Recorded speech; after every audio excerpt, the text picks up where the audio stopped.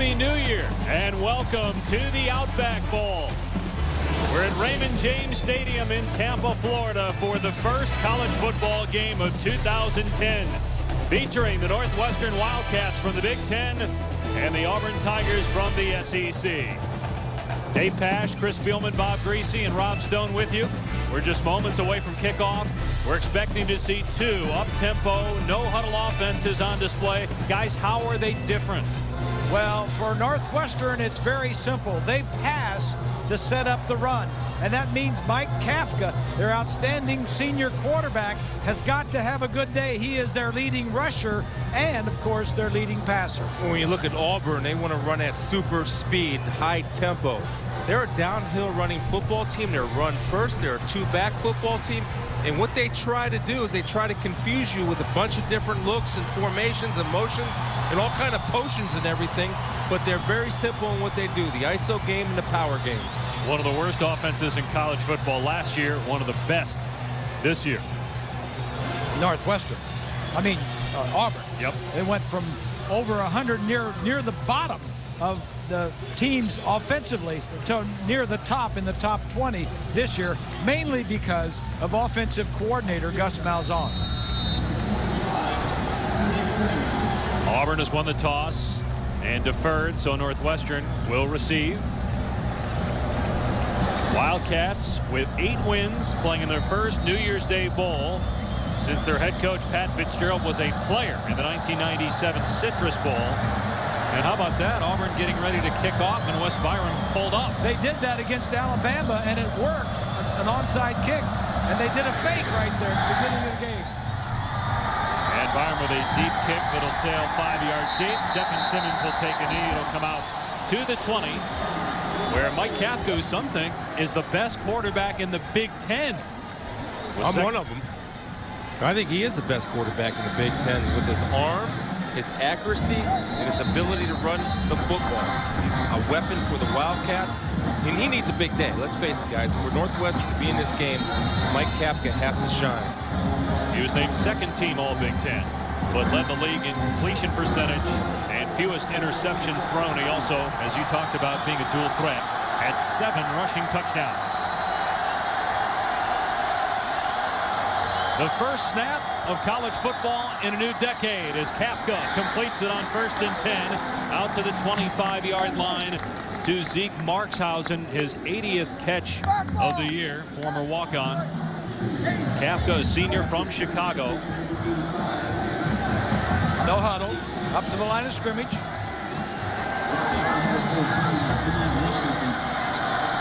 Kafka gonna run, and Josh Bynes brings him down after maybe a half a yard.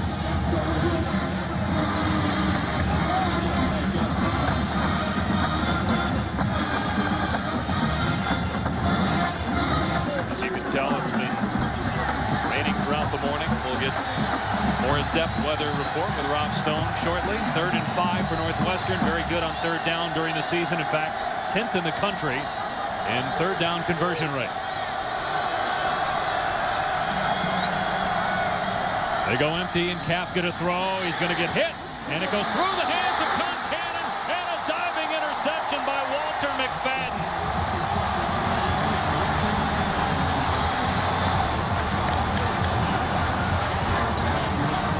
McFadden was here in Tampa as a fan watching his brother Bryant win the Super Bowl with the Steelers a year ago, and now he gets an interception to start 2010. That's just great ball skills. That's his 5th interception of the year, and a big break for Auburn early in this ball game. Starts up front with pressure. Pressure's your best pass defense.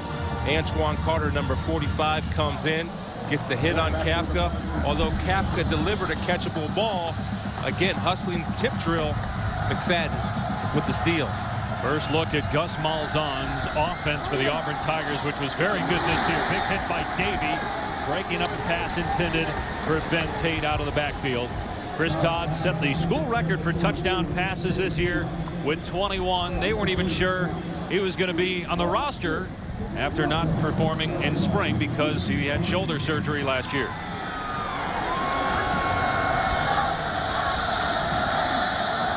Out of the air, finds Fannin, and Good pursuit to the football by Brendan Smith. Taking a look at our starting lineups for the Auburn Tigers. Tate and Fannin, both very good runners and pass catchers. And Darvin Adams has become their go-to wide receiver and their big play threat. Pretty good offensive line. Lee Zimba making his 38th straight start on the left side.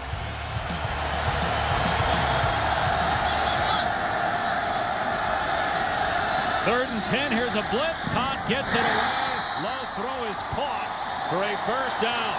Darvin Adams pulls it in. A gain of 11. We talked about a pretty good offensive line. It starts right there, Dave, with the protection to allow Chris Todd to allow Darvin Adams to clear the man-to-man coverage and make a nice adjustment on a wet field for the low catch. Offensive line, stout. Here's Tate on the run. Slips one tackle inside the 15. Brought down at the 14 by Brad Phillips, but there's a penalty flag down. The Northwestern starters on defense, they're led by Corey Wooten. Some think could be a second or first round NFL draft pick. David Arnold missed most of the season with injury, but he's back. 5 minutes in the backfield. On the offense, 5-yard penalty, second down. And you see Brendan Smith, number 4, back in the lineup. He's the first Northwestern player ever to start in 3 bowl games. He had a thumb injury earlier in the year, missed 3 games. So after the penalty, first down and 15. Another inside handoff. Tate. Inside the 10. Heading for the pylon. Out of bounds. They say stepped out inside the 2. It's a nice call by Gus Malzahn, the offensive coordinator. Good blocking up front. And Tate, who had nearly 1,300 yards rushing this year, I don't know, he may have gotten into the end zone. Knee may have touched down. But Auburn goes so fast that I don't know if the technical advisor has time to review it.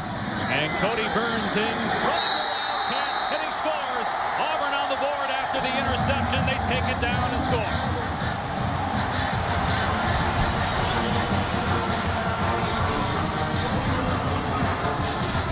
Cody Burns with his 5th rushing touchdown of the season. He is their Wildcat quarterback.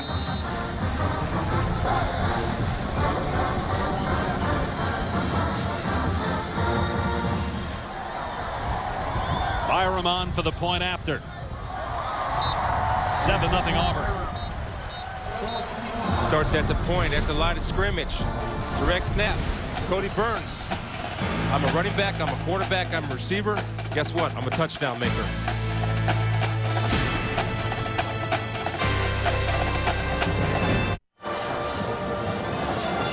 Walter McFadden's interception for Auburn off a tipped pass that Scott Concannon could not pull in. Gives Auburn the short field. And the Tigers punch it in. Touchdown run by Corey Burns. 7-0 Tigers were kicking off again. A shorter kick this time. And Simmons fields it at the 5-yard line. Out across the 20. He'll get stuck at the 23-yard line. Hi, everybody. Dave Pasch with a couple of Hall of Famers. Bob Greasy in the Pro and College Football Halls of Fame. Chris in the College Football Hall of Fame, as well as the Bloomin' Onion Hall of Fame. I didn't know that. Yeah, it's a pretty special award. Does that mean he ate so many blooming onions? He did, yes. He set the record. He does that. Guys, you talk about an offense. Auburn, we know how talented they've been over the years at the running back position. And we're seeing another good one here with Ben Tate. Can Northwestern now counter what Auburn did with the short field getting a touchdown? Kafka going to the air, and it's complete to Markshausen for a gain of about 7. You know how they counter is not make a mental error. That long run that Ben Tate had in the last drive, there was a mental error. On defense, you always have somebody that's contained, that has to force the ball inside the pursuit. You had 600 pounds of beef of Auburn pulling around. There's nobody forcing the ball inside. So you're not going to stop them if you do that.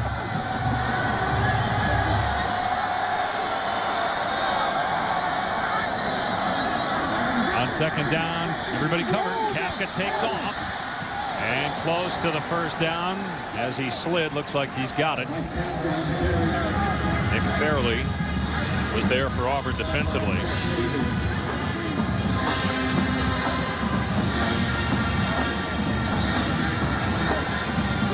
huddle right at the ball. They did not give him the first down there, so it's 3rd down and a yard from the 33-yard line. They need to get this here. And going to be close. Jacob Schmidt, who is their short yardage back. He's their heaviest back, and he weighs only 200 pounds. He did get the first down as we look at the starters on offense for the Northwestern Wildcats. Second team All-Big Ten quarterback Mike Kafka. And on the outside, Markshausen, the former walk-on, has become a star at the receiver position, along with Andrew Brewer, former quarterback. And their offensive line starts freshmen and sophomores. And this is an 8-win team. There's a shovel pass to Dunsmore, their super back, as they call it, out of a hybrid tight end / H-back. He's out to the 40. Nice little play call right there. They ran the option in the first series without the option to pitch a shovel pass. That's a nice little counter. Now Auburn has to be able to react to both the option and the underneath option that Dunsmore just received. 2nd and 3.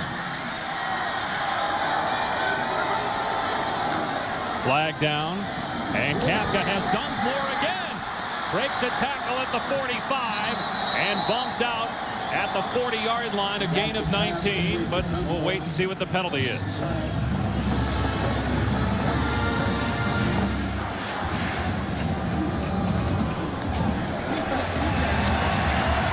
Offsides, number 52 of the defense. Penalties declined. 1st down. Greg Burks, part of a Big 12 officiating crew today. Dunsmore's going to come from the right side to our left. Nice little throw right over the middle. Easy completion and a nice run by Dunsmore. Antonio Coleman led the SEC in sacks. Got too quick of a jump that time. Stewart on the quick hitch to the right side. Gets nothing as we check in now with the 4th member of our crew, Rob Stone. Hey guys, Happy New Year. Schizophrenic weather here in Tampa. Huge thunderstorm rolled through about 4 a.m. Shook me out of my bed. It's been raining off and on throughout the day. And talked to Coach Fitzgerald. He's like, hey, this is a day at the beach for Northwestern. Light rain, cloudy overcast. This is beautiful. They played through worse. For Auburn, they've had 5 rain games, 2 rain delays as well. He said the only concern for Coach Chiswick, wind. If it gets about 15 miles per hour, then it's going to start altering their pass game. Otherwise, they're going to keep pounding it away with Ben Tate and company. And Northwestern pounding it there with Schmidt for a couple yards. Notice, though, how no weather affects the hair of Rob Stone. Guys, how about the footing for the players today? How big of a problem is it? Well, I think they have resodded this field because normally this time of year, this field in this stadium does not look this good. And I think some of that sod down there is a little bit loose. It'll be a factor today. Especially with Auburn's defense, guys. They like to play a lot of man-to-man. And Bynes offside. Second offside penalty on this drive by Auburn. Prior to the snap, offsides, number 17 of the defense. 5-yard penalty, 1st down. The Auburn defense last in the SEC in points allowed, in part because they're on the field so much. Antonio Coleman, outstanding pass rusher. He's a senior, came back after he could have gone pro last year. Antoine Carter now healthy. That's helped Coleman have the type of year that he's had. And McFadden had the pick earlier in the game to set up that first Auburn touchdown. Kafka to the air, dumps it off. Dunsmore going to hit short. Nico Thorpe brought him down about a yard shy of the first down. We'll see what Northwestern does on 4th. It looks like they're planning to go. That's a very similar play. Dunsmore crossing that they hit just a little while back. This time, Thorpe says, fool me once, shame on you. Fool me twice, shame on me. I'm making this tackle short. 4th down and 1. How about this decision, guys, early in the game to go on 4th down? Absolutely, you go for it. Oh, yeah. You have nothing to lose. It's the bowl game, start of a new year. Northwestern letting the play clock run down, and then we'll call a timeout. Maybe talk more about what play to run or whether Pat Fitzgerald wants to change his mind. Midway through the opening quarter, the first college football game of 2010. It's 7-0 Auburn at the OutBack Bowl.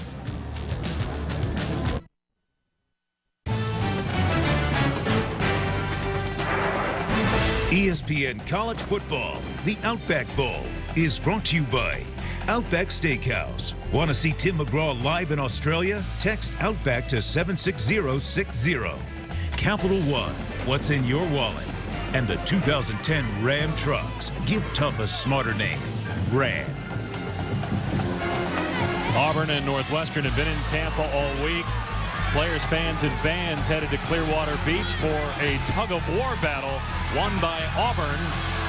Tigers winning the game as well right now, 7-0. Northwestern faced with a 4th down and short from the Auburn 31-yard line. Got press man-to-man coverage, athlete versus athlete. Kafka, the quarterback, and a rollout and throw, and Stewart makes the catch as Northwestern picks up the first down to the 26-yard line. It's a nice little pick play right there, bringing Stewart across the formation, making his man go over the top to cover to give him room to work, and you have the 2 Northwestern outside wide receivers running a pick, allowing Stewart an open lane to the flat. Well executed. Good call.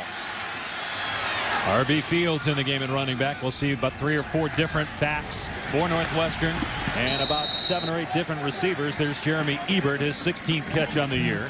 Gets about 6 or 7. What you're seeing is what we said before. Northwestern throws the pass to set up the run, and a lot of these things are short passes because that sets up your run. Or that's like a running play, as a matter of fact. They say that Ebert stepped out of bounds at the 27, so only a 3-yard gain, and then Kafka gets a handful running the ball to the left. Goggins brings him down just short of the first down marker. 12th play of this drive coming up for the Wildcats. The amazing thing to me is that the tempo that these 2 offenses operate, and one thing you have to look at is the tremendous amount of conditioning that these teams on the offensive line have to do and how well they're conditioned. I mean, I'm looking at these offensive linemen on both sides, and they keep coming off the ball in a hurry-up way. 3rd and 2. They go empty again. Kafka with time and hits Markshausen in between the numbers for another Northwestern first down. Let's take a look now at the Wildcat impact players. Well, the impact guy right here is Mike Kafka, the quarterback. He's outstanding, very smart, makes good decisions. We have, of course, Zeke Markshausen, his favorite target. 1 catch last year, about 81 so far, including this game this year. And on the other side, number 52, Antonio Coleman, 6.5 sacks the last 5 games. Kafka to throw again with time. Going to the end zone. Incomplete through the hands of Brewer. Might have been out of bounds anyway had he caught it. But to your point earlier, Chris, about Kafka, he's a guy that towards the end of the season has really become a terrific passer. Well, the other thing is he had the hamstring. He got the hamstring in the first half of the Penn State game when Northwestern had the Penn State Nittany Lions on the ropes. But I watched him all year, watched a lot of film on him, and I don't know where he's rated, but I know this. I'll promise you he'll be on the NFL roster next year. Back-to-back 300-yard passing games, including 326 in the win against Wisconsin to close the regular season. Quarterback draw. Kafka inside the 10 and lunges to the first down marker at the 4-yard line. This is what makes him so very dangerous. Even when they spread it left to right and there's nobody in the backfield, there is a passer there and there is a runner in Mike Kafka there. Like I said, he gained over 400 yards rushing this year. He was the leading rusher on this ball club. Pat Fitzgerald telling the Northwestern crowd to settle down a bit. They sold their complete allotment of tickets, about 11,000, and the enrollment at Northwestern is only 8,000. First down and goal for Kafka and company. I wouldn't be surprised to see another run by Kafka. Play clock at 1. They did not get it off. Delay on the Wildcats. Prior to the snap, delay on the offense.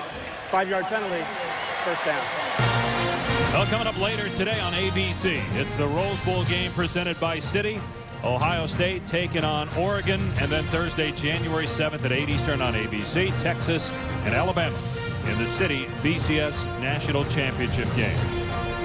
I played in a lot of games in college and a lot of games in pro.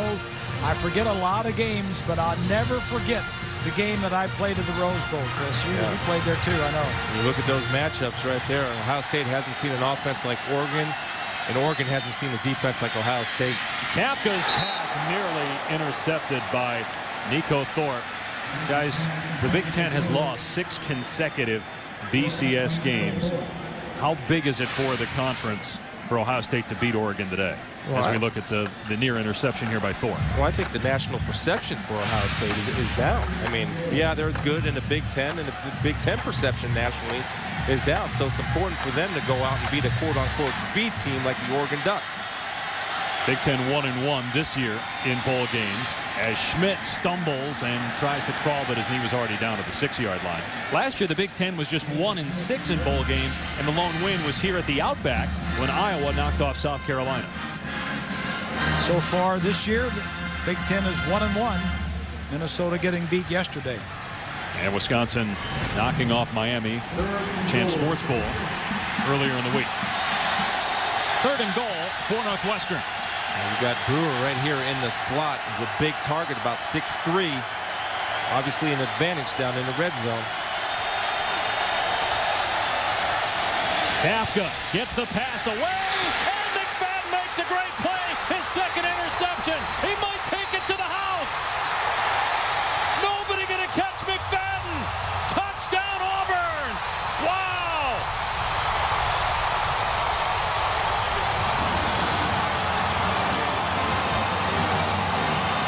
Penalty flag came in at the end, likely for the celebration by McFadden before he reached the end zone. What a way to start 2010, guys. We're talking to McFadden yesterday at practice, and he said Coach Roof is going to let us earn our scholarships today. He's going to let us play a lot of man coverage. Normally an outside cornerback, he's covering inside the slot guy. Dead ball. Markshausen. Unsportsmanlike conduct. Number 6 of Auburn. That 15-yard penalty being forced on the kickoff. 100-yard interception return for a touchdown on the 17th play of the drive for Northwestern. That ball was late and inside. That was good coverage, too. Very good. Extra point good. And how about McFadden? Again, less than a year ago was here, watching as a fan his brother Bryant McFadden win a Super Bowl for the Pittsburgh Steelers. And he might single-handedly win the Outback Bowl for Auburn. He's led them to 2 scores, one directly, one indirectly. Auburn Tigers have had the ball for a minute and a half, yet they lead 14-0 over Northwestern. However, because of a celebration penalty on McFadden, unsportsmanlike conduct, Auburn kicking off from its 15-yard line. You know, I get upset about that because I think it's a selfish decision, and I understand the emotions getting caught up in the bowl game. McFadden, just run the ball into the end zone. Don't go Elmo right on everybody with the high knees. Run it in and celebrate with 11 guys. And then you put your team in a bad position where Northwestern could possibly take advantage of good field position. 2nd touchdown of the year for McFadden, his 6th interception. Simmons on the return. Out across the 30-yard line and stood up around the 33. If you want to see Tim McGraw live in Australia, text the word Outback to 76060 to participate in Outback's Adventure Sweepstakes. And you'll hear from Tim shortly. He'll be down on the field with Rob Stone. Bob, I know you talked with Tim just before the game. So I'm up here in the press box, and he called me Mr. Greasy, and I told him I liked his music. Now, he wasn't talking to Brian, was he? Because I know Brian's here doing the game on ESPN Radio. No, Brian wasn't around at that point. You made sure of that, huh? Yeah. It was just one-on-one between you and McGraw. Here Simmons spins out of a tackle and gets about 4. Nico Thorpe made the stop. Here's Brian doing the game with Bob Wischusen for ESPN Radio. I wonder if he's making excuses for the quarterbacks like somebody else I know. Of course he is.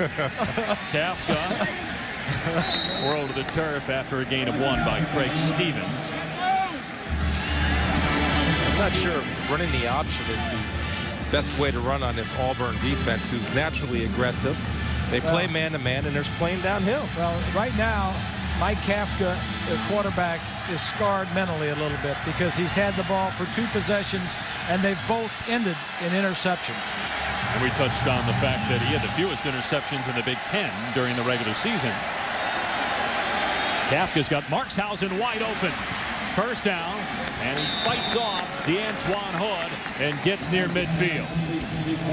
Those are man beaters right there. And what I mean by man beaters is you have 3 guys out to one side, and it's a bunch formation, and you run picks, so defensive backs have to avoid other bodies or receivers coming over. Then, of course, Hood couldn't get in time to get to Markshausen. Good timing by Northwestern on the route and the throw. There's a shovel pass again to Dunsmore, and it works again. Brought down at the 43-yard line. Got close to 9. Hood and Bates team up on the stop. It's a play you'll see tonight when Florida and Cincinnati get together. Tim Tebow, he's got the option to do it, throw it forward or throw it backwards. Inside handoff to Fields, but a penalty down. It's going to be on Auburn. They were shuffling guys in and out of there. Dead ball foul. Illegal substitution on the defense. 5-yard penalty. Second down. So another defensive penalty on Auburn. Well, that's the object of the no-huddle offense on both sides. If you see them try to substitute, usually have a quick audible, or the center's aware and you snap the ball, either get 12 men on the field or the illegal substitution. That's why many teams run the no-huddle. I saw Ted Ruth. He's in his first year at Auburn. He was at Minnesota last year as the defensive coordinator.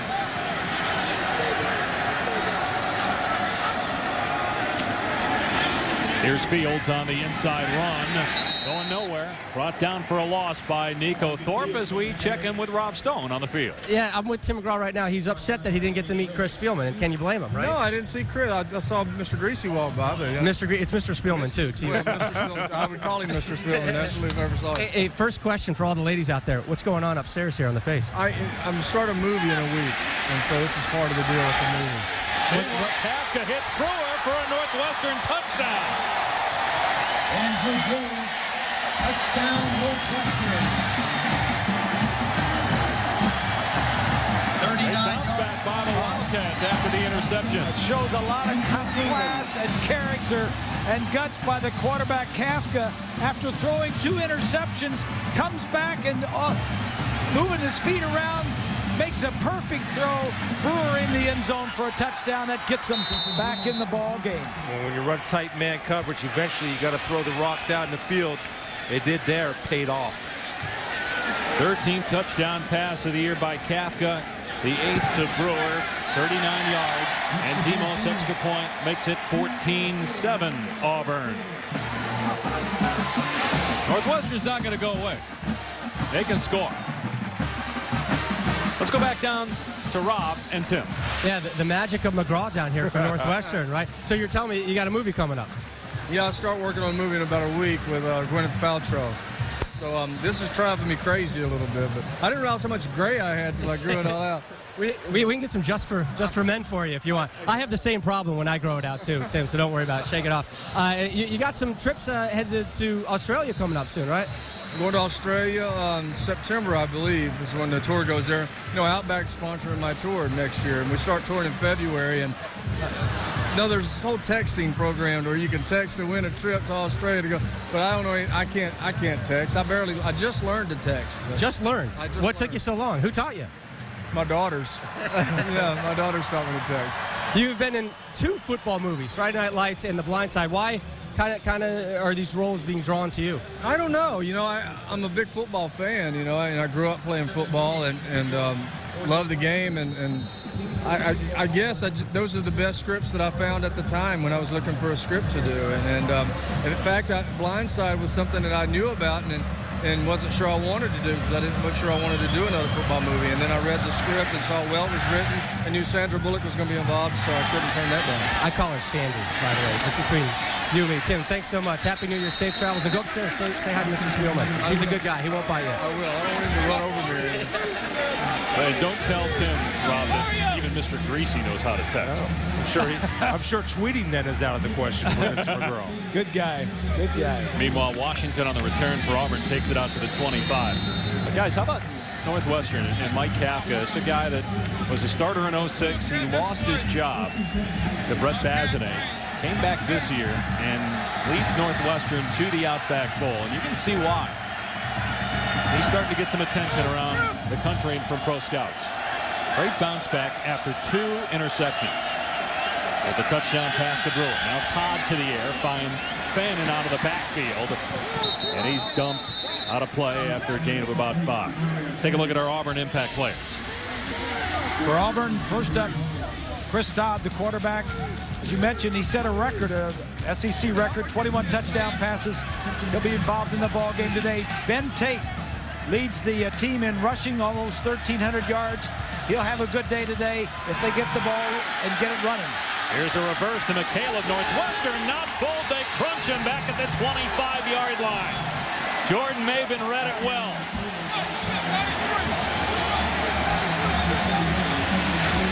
Well, Northwestern is a smart football team. One time they got outflanked. This time they're not going to get outflanked. What you see there is a crackback. That means an outside receiver comes on the inside defender. The most outside defender then must replace. Maben did a great job of reading, forcing the ball back inside, and sealing the deal with the tackle. 3rd and long. And Todd's pass off the mark. Incomplete. Intended for Darvin Adams. Auburn goes 3 and out. Reese and I were talking before the game that Northwestern is a team that doesn't panic. I mean, they know what they do and they trust what they do, right, Grease? That's for sure. Well, that goes to the head coach, Pat Fitzgerald, guys. And this is a Northwestern team that's been through a lot. These seniors for Northwestern, the last group that played for the late Randy Walker, who passed away in the summer of '06. Pat Fitzgerald was an assistant at that time. He gets a call saying, you're going to be the guy. You're going to be the head coach. And look what he's done with this program. 9 wins last year, 8 this year, as Brewer will let it bounce inside the 30. It'll be down to the 26-yard line. Now, some great games today. Our bowl lineup coming up on ABC. It's the Capital One Bowl. 3 Big Ten teams, 3 SEC teams in action. And it ends for us on ABC with the Rose Bowl game presented by City, Ohio State, Oregon. Look at that Cincinnati-Florida game.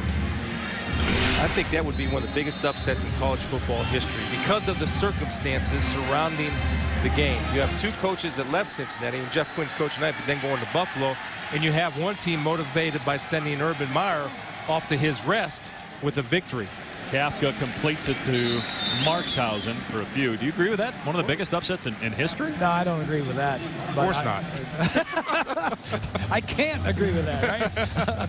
But what I do see on that schedule of games today is college football is going to be saying goodbye to a couple of legends, if you will. Bobby Bowden from Florida State and Tim Tebow.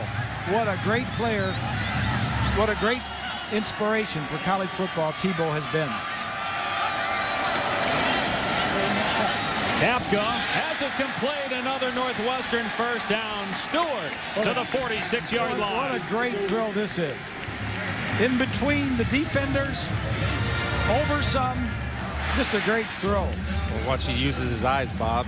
He uses his eyes on the short receiver, which draws the corner up in cover 2 to jump to short receiver. He baits him, then he throws right between the corner and safety. And the eyes are a huge weapon for a quarterback, and I don't think enough of them use their eyes enough. Yeah, that's for sure. You may be right, Spiels, on Kafka. He looks impressive. Interceptions. Right. One of them is fault. Probably not fault. 14-7. Of course he's right.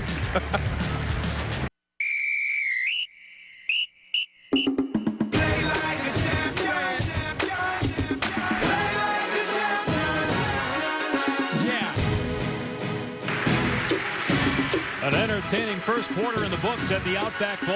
Auburn on top of Northwestern 14-7, despite the fact the Wildcats had the football for more than 12 minutes in that opening quarter.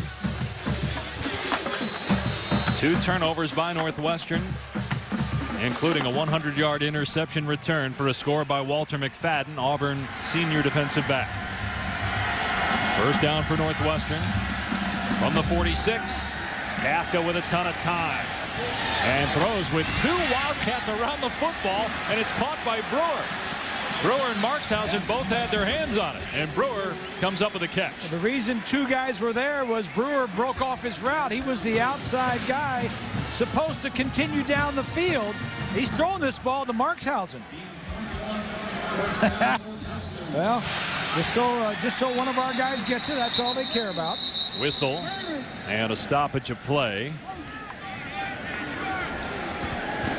Penalty flag down. Previous plays under further review. Ruling on the field was catch. Correction, they are reviewing the previous play. By the way, Antonio Coleman not on the field right now for Auburn, shaken up. They're stretching him out over on the Auburn sideline, and perhaps that's a reason why Kafka's had more time to throw here lately. He led the SEC in sacks and tackles for a loss during the regular season. Let's see whether Brewer, looks like he's got it. Looked like he was in bounds. Yeah, he's got it. See if his foot was in bounds. Yeah, he's got it. You know, it's interesting, and Brewer did break off his route. Normally you don't want to do that because obviously you have Markshausen coming into that same area. Why he broke out his route is the reason is because you had Hood playing corner, reading his route. He was beating Brewer where he was supposed to be, so Brewer just set it down. Ruling on the field was confirmed. First down. And let's check in with Rob for more on Antonio Coleman. Yeah, guys, when they brought him over to the training table, they tried to lean him back as he was sitting on it. You could visually see the pain on his face. They started rubbing his lower back. So the pain is in the lower back. That is the problem. He has not been ruled out of this game. They're going to continue to evaluate him. They've been doing some of those stretches where they pull the leg back, kind of try to loosen up the hamstring and the lower back, the same stretch as I do when I get off planes. Well, the rest of the defensive line, Stoner, has fewer sacks than Coleman has, as Simmons gets out of one tackle and brought down by McFadden. But Auburn does not have a whole lot in the way of pass rushers outside of Coleman, so that could be a big loss. He does not return for Ted Roof's defense. Well, you can see the game plan of Ted Roof. It's all man-to-man and bringing pressure and blitzing. And Northwestern with the quick snap. And Dunsmore cannot come up with it. Incomplete inside the 5 with McFadden on the coverage again. Capital One Bowl Week continues on ESPN tomorrow with a pair of games. First at 5:30 Eastern, it's Arkansas and East Carolina. In the AutoZone Liberty Bowl, then at 9 Eastern, Michigan State and Texas Tech in the Valero Alamo Bowl. And, of course, no Mike Leach. Been fired by Texas Tech. And Michigan State without 11 players because of that campus brawl. Third down and 8. Get your guys' thoughts on Leach here in a moment.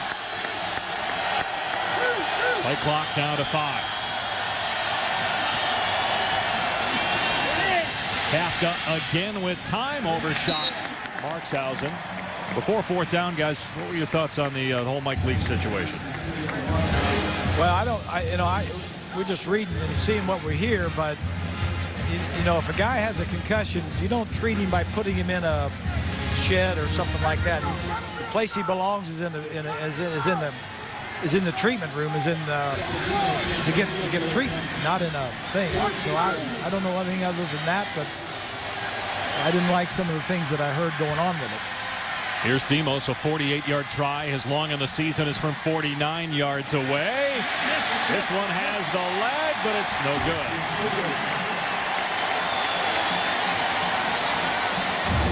So nothing on that drive for Northwestern. It remains 14-7 Auburn.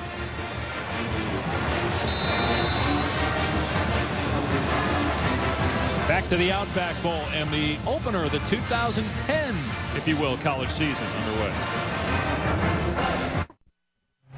Mike Kafka trying to lead Northwestern to, believe it or not, its first bowl win in 61 years. But the Wildcats down 14-7.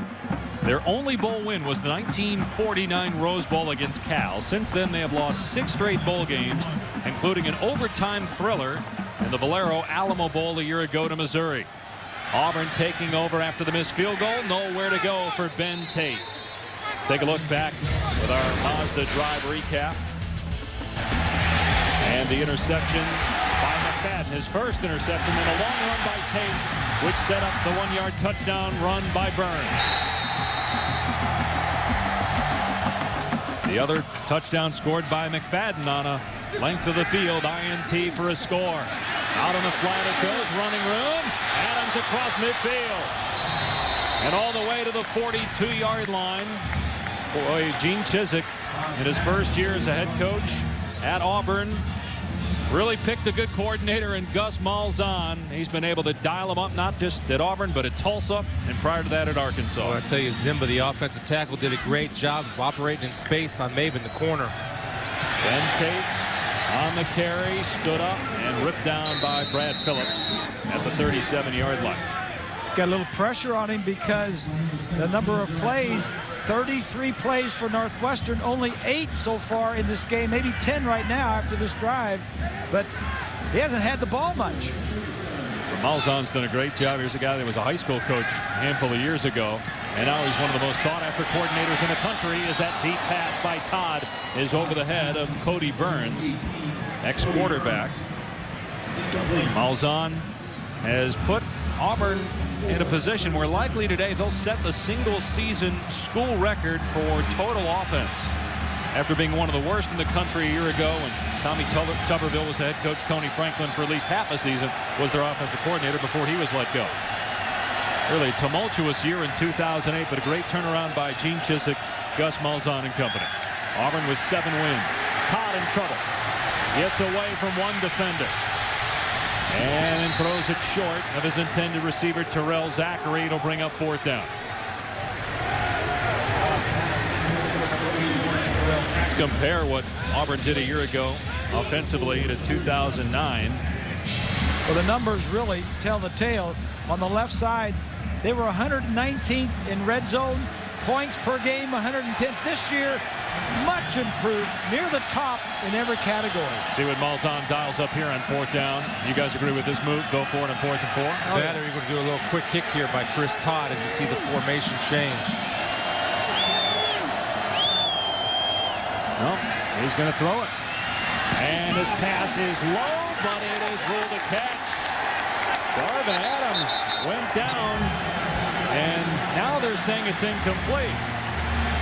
The initial ruling was a completion, but the umpire came in. He said he had a better view of it and said it's incomplete. Well, here's the umpire right down here.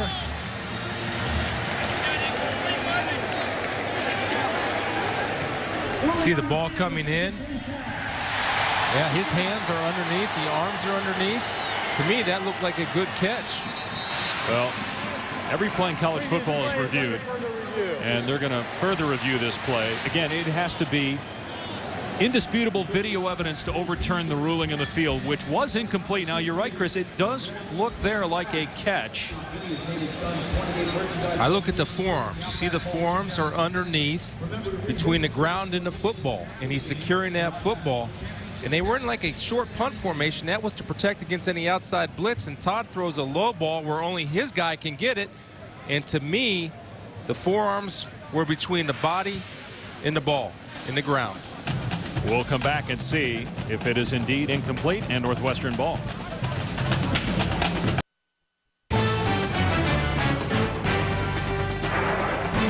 ESPN College Football, the Outback Bowl, is brought to you by Outback Steakhouse. Want to see Tim McGraw live in Australia? Text Outback to 76060. Allstate, proud sponsor of college football and the Allstate Sugar Bowl. Are you in good hands? And Yellow Book, the moment you need it, Yellow Book it. And part of the adventure at the Outback Bowl, the team's heading to Busch Gardens to see an exotic touchdown dance there. A moment ago, the call by referee Greg Burks. After further review, the ruling on the field stands. Incomplete pass. 1st down, Northwestern. So they feel that there was not enough video evidence to overturn the ruling in the field, which was incomplete. He got his arms underneath the ball, but there was, from one of those angles, the tip of the ball may have come out and touched the ground. So it all depends on the who's looking at it. The replay operator, it all depends on him. It's a Big 12 crew. Kafka, and they tried that little shovel pass, and it worked earlier, but not that time. Jake Ricks was all over Dunsmore. A loss on the play of a couple. Ted Roof's doing a good job of adjusting, because that's basically the only running play that has hurt. And you see Ricks just reading it, not chasing number 9, Dunsmore, to follow the play is able to secure the tackle. And the next time you might want to try to sneak in there and pick that sucker off, because if it is dropped, it's an incomplete pass as opposed to the backward lateral. Dunsmore scored the go-ahead touchdown in a win at Iowa to end the Hawkeyes' undefeated season. Northwestern had some big wins this year as about 4 offensive linemen jumped that time. Prior to the snap, false start, number 75 of the offense. 5-yard penalty, second down. You know, just to go back to that call, and I know it doesn't go on the stat sheet as a turnover, but it's the same thing as a turnover. Something that you thought you had, it looked like you had, but it ended up being a big play for Northwestern. Just keep that in mind, because that's down in the red zone, where Auburn is very efficient as an offense in the red zone.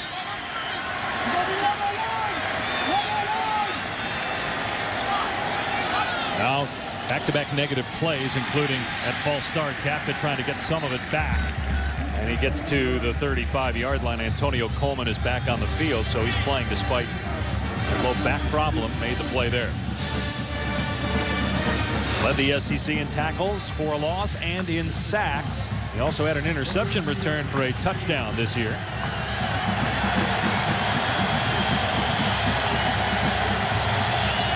Handful of defensive touchdowns for Auburn, including one in this game, which right now is the difference. And Kafka with a long throw from the far hash to the near sideline. Markshausen cannot make the catch. Incomplete. He wants to throw the flag. It was a long throw, and Kafka didn't have any room to step into this. Even if they were to review this further, it'd still be 4th down. Coleman applying the pressure. The back seems to be loosening. And as Bob mentioned, when you make that type of throw, you got to get your legs into it, or it's never going to get there. I don't care how strong an arm you have. Stephen Demos, whose long punt of the year is 47 yards. His long field goal is 49. Go figure that one. He's both the punter and the place kicker. Rolls that one down near the 20. Well, Pat Fitzgerald and the Northwestern Wildcats trying to win their 9th game of the season, but they trail Auburn, which is in search of win number 8, 14-7. Auburn's defense done a pretty good job on Northwestern's offense the last couple of possessions. The Tigers holding a 7-point lead here in the 2010 Outback Bowl. Dave Pasch, Bob Greasy, Chris Spielman, Rob Stone. Northwestern with 8 wins on the year. Auburn with 7. The Tigers were under 500 a year ago. Gene Chizik in his first year as the head coach here at Auburn, former defensive coordinator. And Ben Tate on first down gets about 15 on the ground. Rose Bowl game presented by Citi coming up later today on ABC. Terrell Pryor in his last 3 games, all wins. Numbers don't jump out at you. How well has he played? Coach Tressel took the ball out of his hands. They've been running for 200 yards a game. Tate takes a shot there to the legs by Maven, gain of a couple. I think this is the start of 2010 season for Ohio State and Terrell Pryor. I think Tressel is going to, you know, he's going to be a junior. He's been here. He knows how to take care of the ball. He knows how to throw. He knows the system mainly. That's the big thing. I think he's going to loosen the ropes on him a little bit today going into next year. Well, he hinted at that at the beginning of bowl practice, that he was going to do that. I got to see it to believe it, though. Todd completes it right at the first down marker to Adams. And that Rose Bowl game presented by Citi is on ABC at 4:30 Eastern. I know Chris was out there, and then we played. Did you go to Lowry's Steakhouse? Yeah. Is that Beef Bowl. You know, way back, that place has been there a long time, because way back when I played, we went there. Yeah, well, you know it's been there a long time. You didn't have to say that. Oh, we had to get it in at some point. You knew it was coming. I know, you guys. Cody Burns in the game at quarterback. He scored a rushing touchdown in the first quarter and gets 9 there before Brad Phillips makes the stop. Corey Wooten on the sideline. You can only imagine that it's because of injury, because otherwise he'd be out there. He's their best defensive player. He ripped up his knee in the Alamo Bowl last year and then was bothered by an ankle sprain earlier in the season. He's finally close to 100% though, or so we thought. Yeah, he's a 4-year starter making his 48th start. The only time he's on the sideline is when their offense is on the field. Great player as Todd looks downfield, airing it out. Got a man there. It's caught. Touchdown, Quindarius Carter.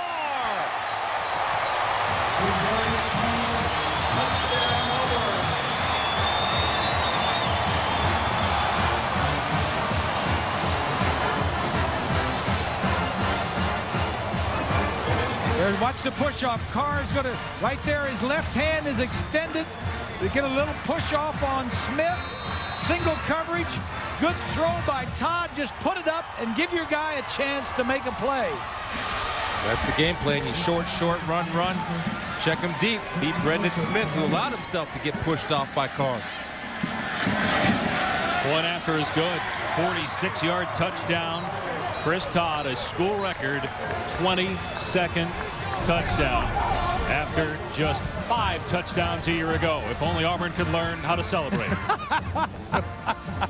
That deserves a penalty. They got one earlier. Got it right the second time.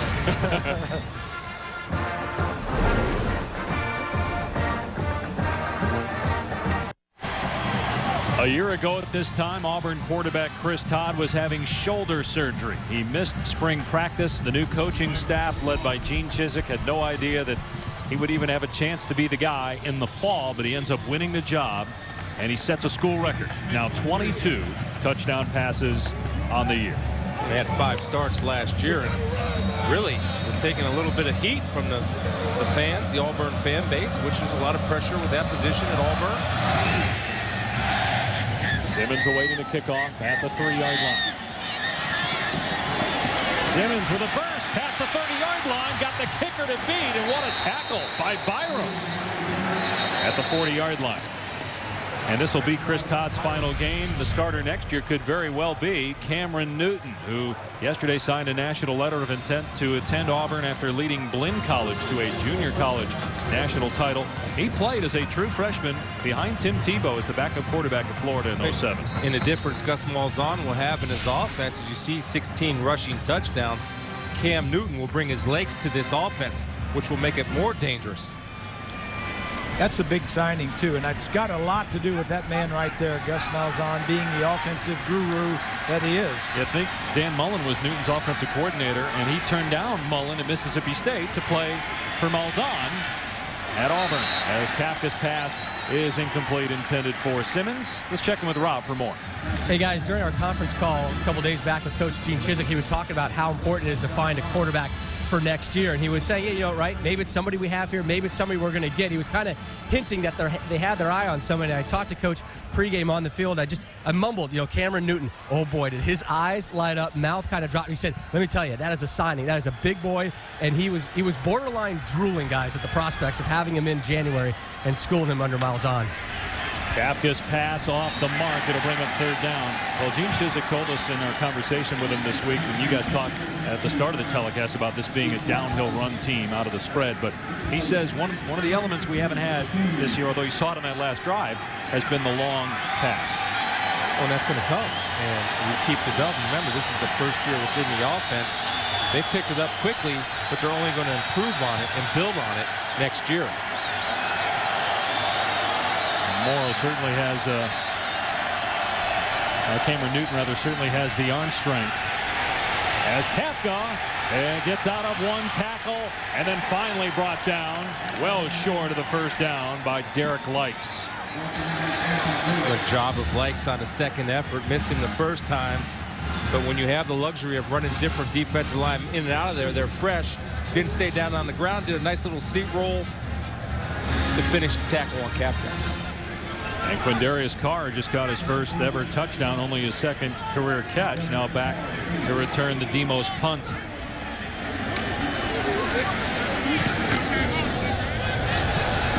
And those are always dangerous, as that one almost hit an Auburn player. Goes out of bounds. It'll be Auburn football. Well, we talked about Auburn quarterbacks. They've had some pretty good running backs over the years. 1985 Heisman Trophy winner Bo Jackson used to light up Chris when they'd play in the NFL. Rudy Johnson, Ronnie Brown, Cadillac Williams, Kenny Irons. How about James Brooks and Joe Cribbs and Stephen Davis, Tony Richardson? Yeah. Even Brandon Jacobs had a cup of coffee at Auburn. William Andrews.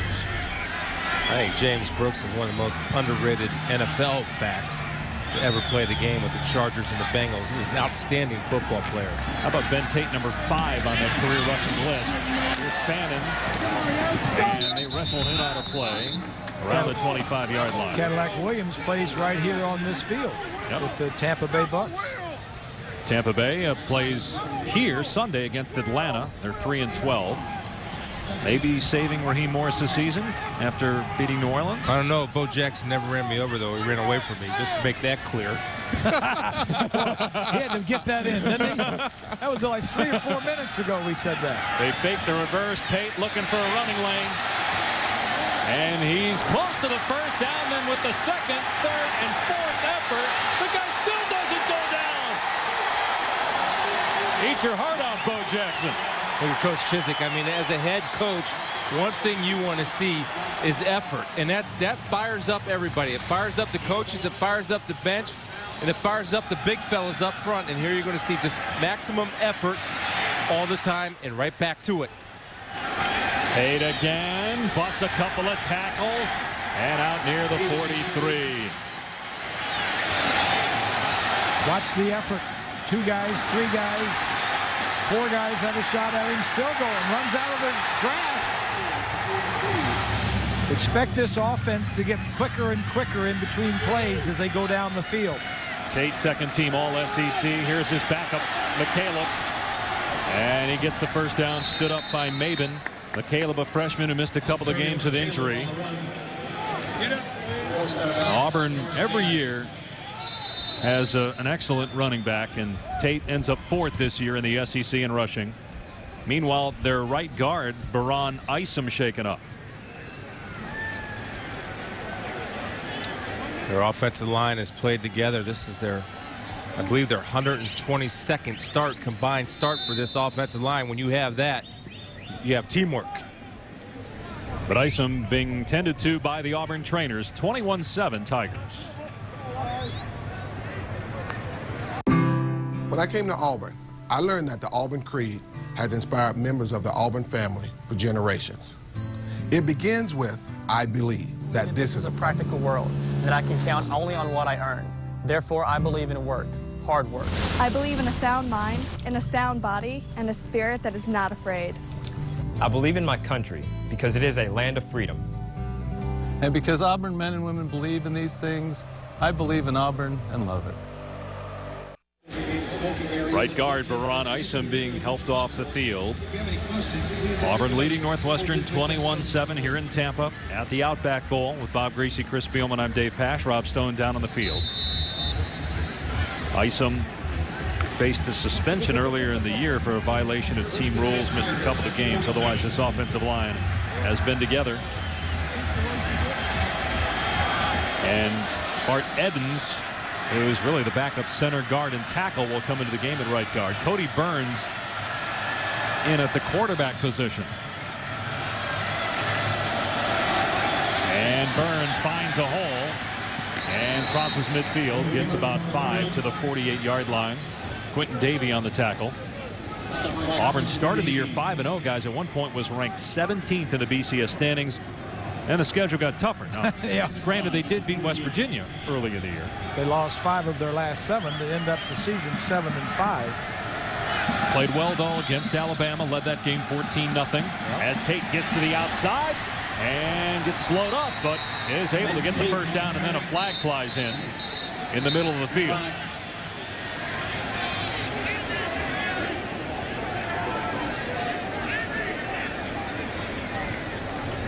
Only 13 seniors on this Auburn team. Personal foul, tripping on the offense, number 53. 15-yard penalty, second down. That's on Bart Evans. He comes in, and the first play he's out there, he gets a tripping penalty. Got to get warmed up a little bit. See 53 pulling around right there. Big Bart. Keep your eye on him. That's a nice, you couldn't see it at the end there, but that's an old trick that those dirty old big hog offensive linemen do called the leg whip. Where they whack you, they miss you, they fall down on the ground, and they swing their legs around and try to get you. Defensive linebacker talking about offensive linemen. Yeah, they all cheated. Big dirty old guys. They all cheated. Was tripping part of your warm-up routine? I like that. Here's a reverse to Fannin. And Fannin caught it back. And gets back to midfield. Nate Williams there for Northwestern. Just interesting to see that Auburn now has had a chance to run their offense at a high pace. If it's starting to wear, on the Northwestern defense. They try to get substitutes in and out of the game, but I see hands on hips in between plays. That's not a good sign. 3rd and 7. Northwestern in dire need of a stop, and a timeout called here by Auburn. Timeout, Auburn. They're first of the half.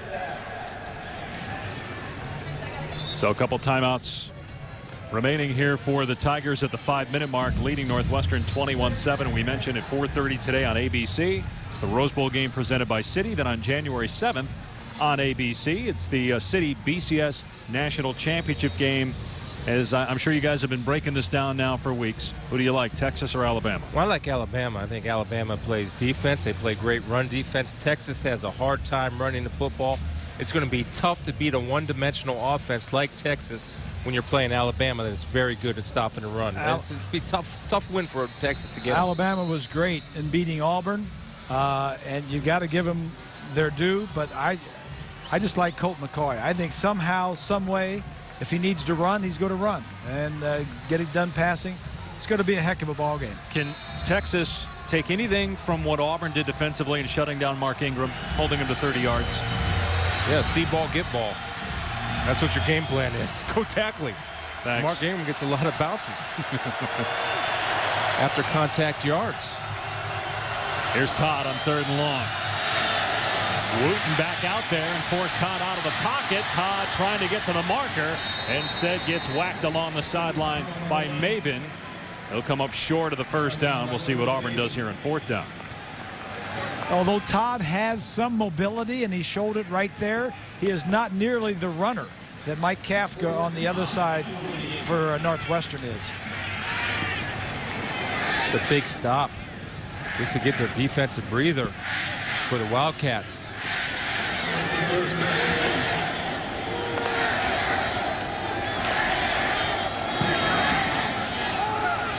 Brewer gonna let it bounce at the 15. It takes an Auburn hop inside the 5-yard line down at the 4 as we go to the studio and say hello to Ryan Burr.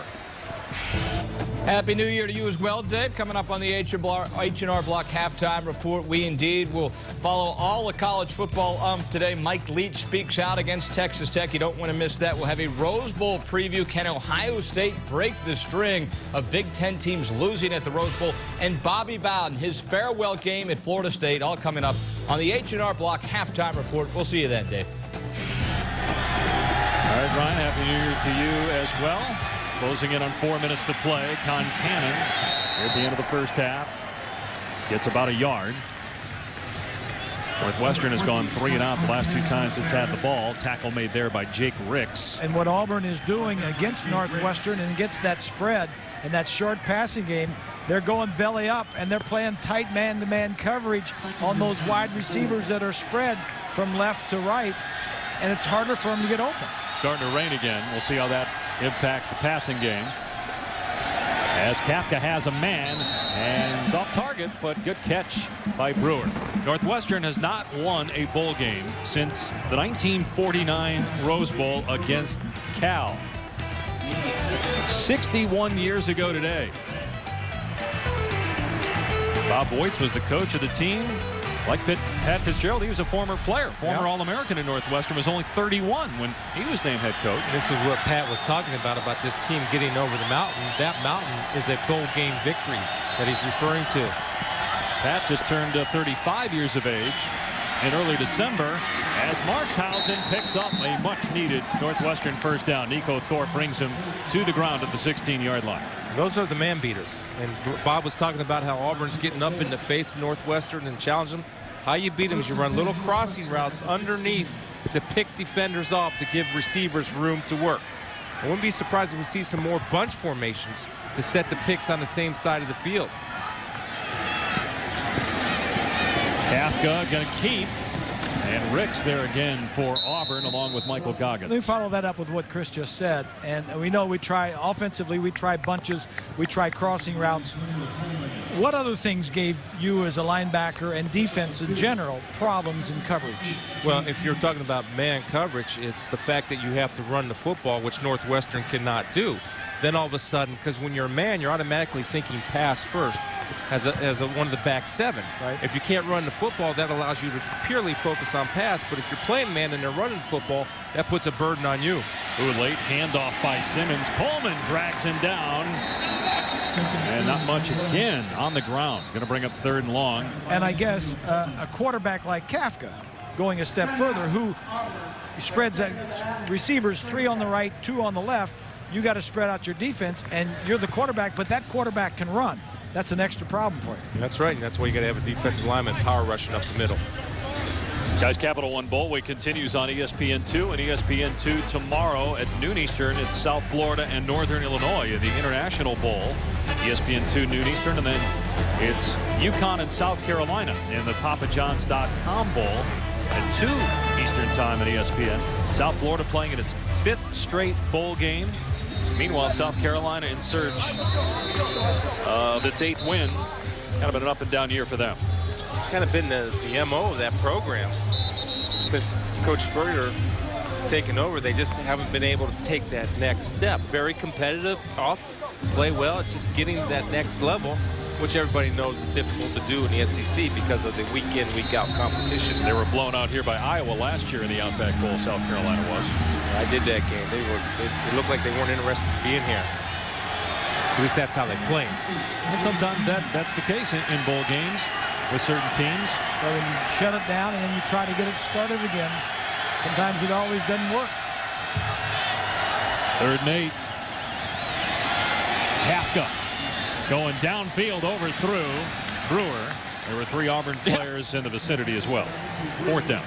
That's one I think you do throw away, because if I'm seeing 3-on-1 and I trust my guy Brewer, he's the next quarterback. We used to sit in meetings together, but I don't trust him that much. Let me go ahead and throw that to the hash mark as he's running to the middle of the field.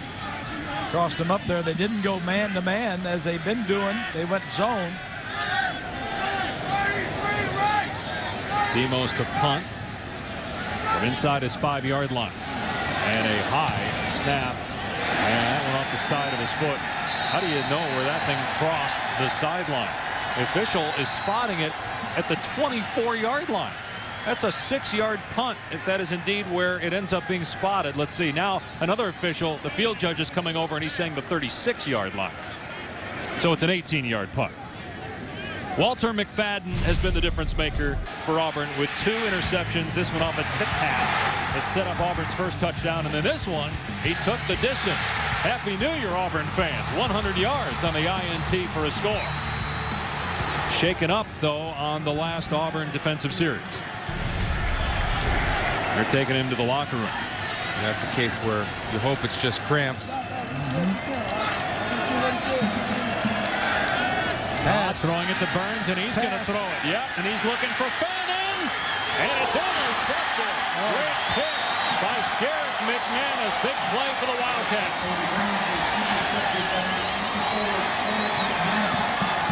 What do you think of the call, Grease? I love it. I do. I love it. You get a turnover in positive field position. Gamble with something. Try something. This is just great discipline by this defense. It goes back to Mike Hankwitz, the defensive coordinator, teaching his guys to play their areas, which you talk about all the time. Walter McFadden sees that he's got to come back out there. He says, you know, I'm not going to the locker room. I'm going to tough it out and play my final game at Auburn. Right. Kafka, quarterback draw. Across the 10-yard line, out near the 15, Nico Thorpe on the stop. Why is he going to the locker room then in the first place? Oh, okay. Apparently just walking it off then, Chris. Well, you know what? If I see him out there and I see him limping, I got some eyes in the sky. Let me see what you have. Yep. There you go. I go right at him. The coaches in the press box, you know, they know that. He's in the slot there on Ebert. Kafka instead goes the other way. He's got Stewart, and the pass is pulled in. Ruled a catch. I'm just watching McFadden there. You see him on your screen. That's cramping up. And you see Stewart right here doing a good job of field awareness. In the air, one in, one out. Yep. Good catch, good throw by Kafka.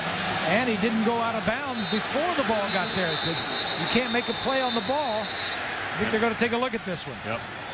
Previous play is under further review. Guys, I want to go back, though, to your comment, Bob, about what Auburn ran.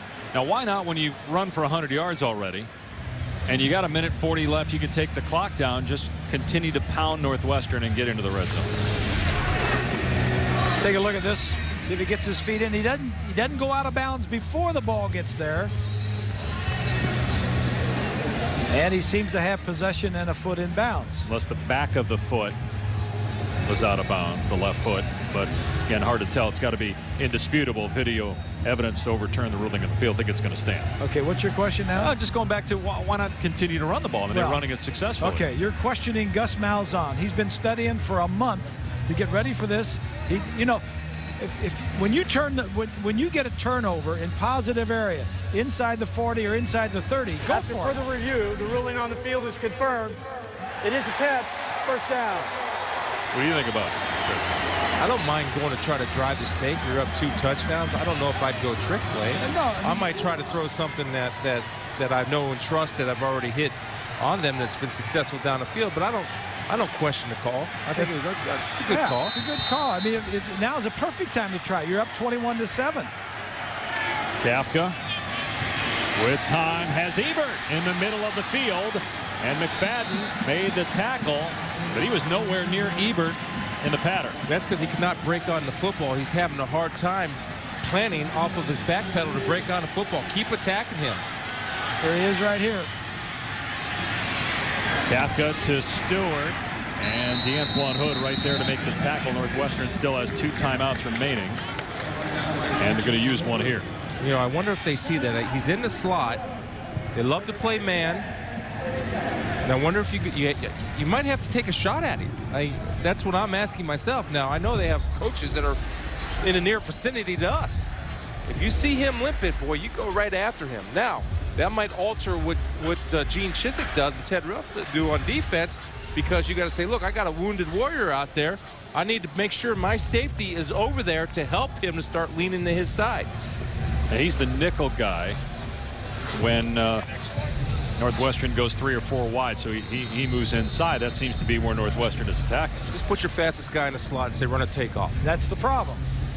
Northwestern doesn't have many fast guys, and they don't have many guys that are big play guys that are really burners that can get down the field. If anybody is in that category, it's Brewer, and they've already tried that. Well, I mean, you try it again. You got to be, I know they're not overly fast, but you got a guy that's cramping and limping around, and he can't break. Climbing. Now right here, they do put Brewer over on that side of the field, and as you said, Bobby, had a 39-yard touchdown catch in the first quarter. And Kafka throwing to Ebert, who's being covered by McFadden, and he's got the first down to the 32. So they went at him there. I think you keep going at him and see if he will stay patient, because he's got to be a smart football player and protect himself. Kafka 4-4 on this drive. They're going to Ebert again on McFadden. He makes the catch inside the 5. There it is, guys. Beautiful. I think they were just wearing him out. Right here, he's got pretty decent coverage, but he does not have his burst. And the ball's thrown low and away, and a great throw away from the defender, Grease, nice and low for his guy can only get it. Yeah. McFadden just took off to the Auburn sideline, limping, and Auburn called timeout. They only had 10 guys out there. Timeout, Auburn. Well, you know, they're third and final. You admire guys being tough and want to stay out there. But if you're hurting your team, you know, take yourself out and get somebody else in there that can play. Well, here's the code, at least that I thought was the code. Anything upper body, you take a tough pill, suck it up, and play. Anything lower body, you can't run, you can't play, especially in the secondary. And what I think happened was that Northwestern attack, because you still have to work to play. And you see McFadden, he's high in his back pedal, so he's laid out of his break.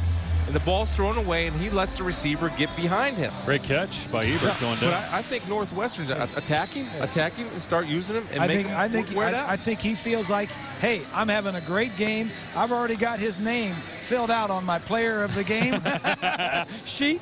You know, he's had 2 interceptions and returned 1 for over 100 yards for a touchdown. And he's having a great game. Well, now the officials are reviewing. Well, every play is reviewed, but further review here. But they did charge Auburn for a timeout there. The ruling on the field was complete. Again, based on the video we have, it looked like it was complete. You know, officials are talking to Pat Fitzgerald about it, though. Now, I don't know if did Auburn ask for the review? Well, it's being called an official review. Otherwise, it would be a challenge. Let me ask you this. Yeah. If I'm Northwestern, and I see Pat down there talking to the officials right now, he's on the 20-yard line, walking out with the officials by his team, and I would ask, if you're replaying, dude, you're killing my momentum here. What are you doing? Or charge Auburn with a challenge rather than an official review. Don't take my big mo away from me. Well, the referee went over to talk to Gene Chizik to let him know what's going on. I think they're going to give Auburn the timeout back because it was an official review. But you guys get my point about the review? Yes, I do. Review, the ruling on the field is confirmed. It is a catch. Auburn will not be charged a timeout. It has one remaining. But there's got to be a point in time, don't you, where these guys in the booth up here trust what those guys down there see without stopping the game. Meanwhile, 47 seconds remaining. Exactly. Northwestern has one timeout. They go empty. Kafka rolls left, throws end zone, broken up. Great play on a pass intended for Schmidt.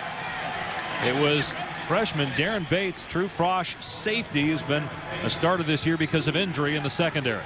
Well, not a bad time for a little quarterback draw, a little quarterback trap right here with a pulling guard to lead him up inside with the empty backfield set. Certainly you have to be aware of it.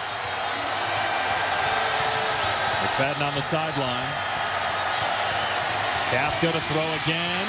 Flushed out. Kafka being chased. Gets rid of it. Ebert is there. Instead, it is picked off.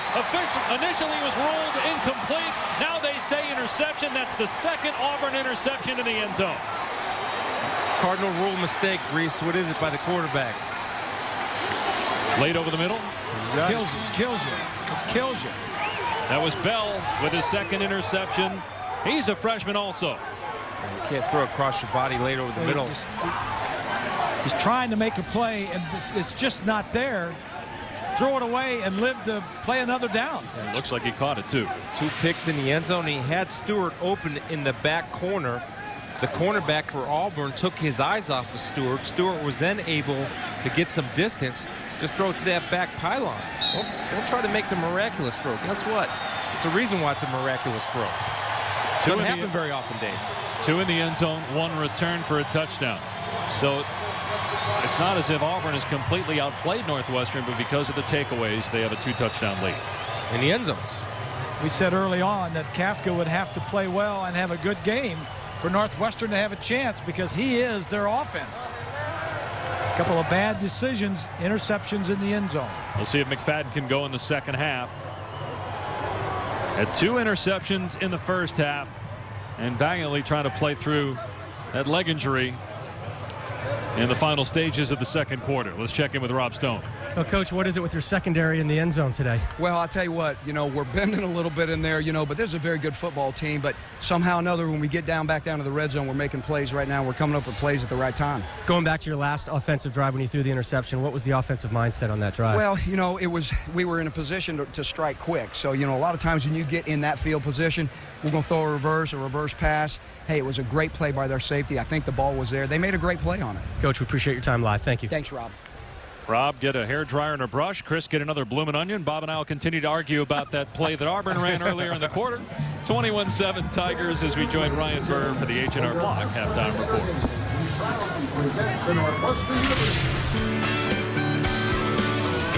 Welcome back to the Outback Bowl. Raymond James Stadium in Tampa, Florida, where Auburn leads Northwestern 21-7.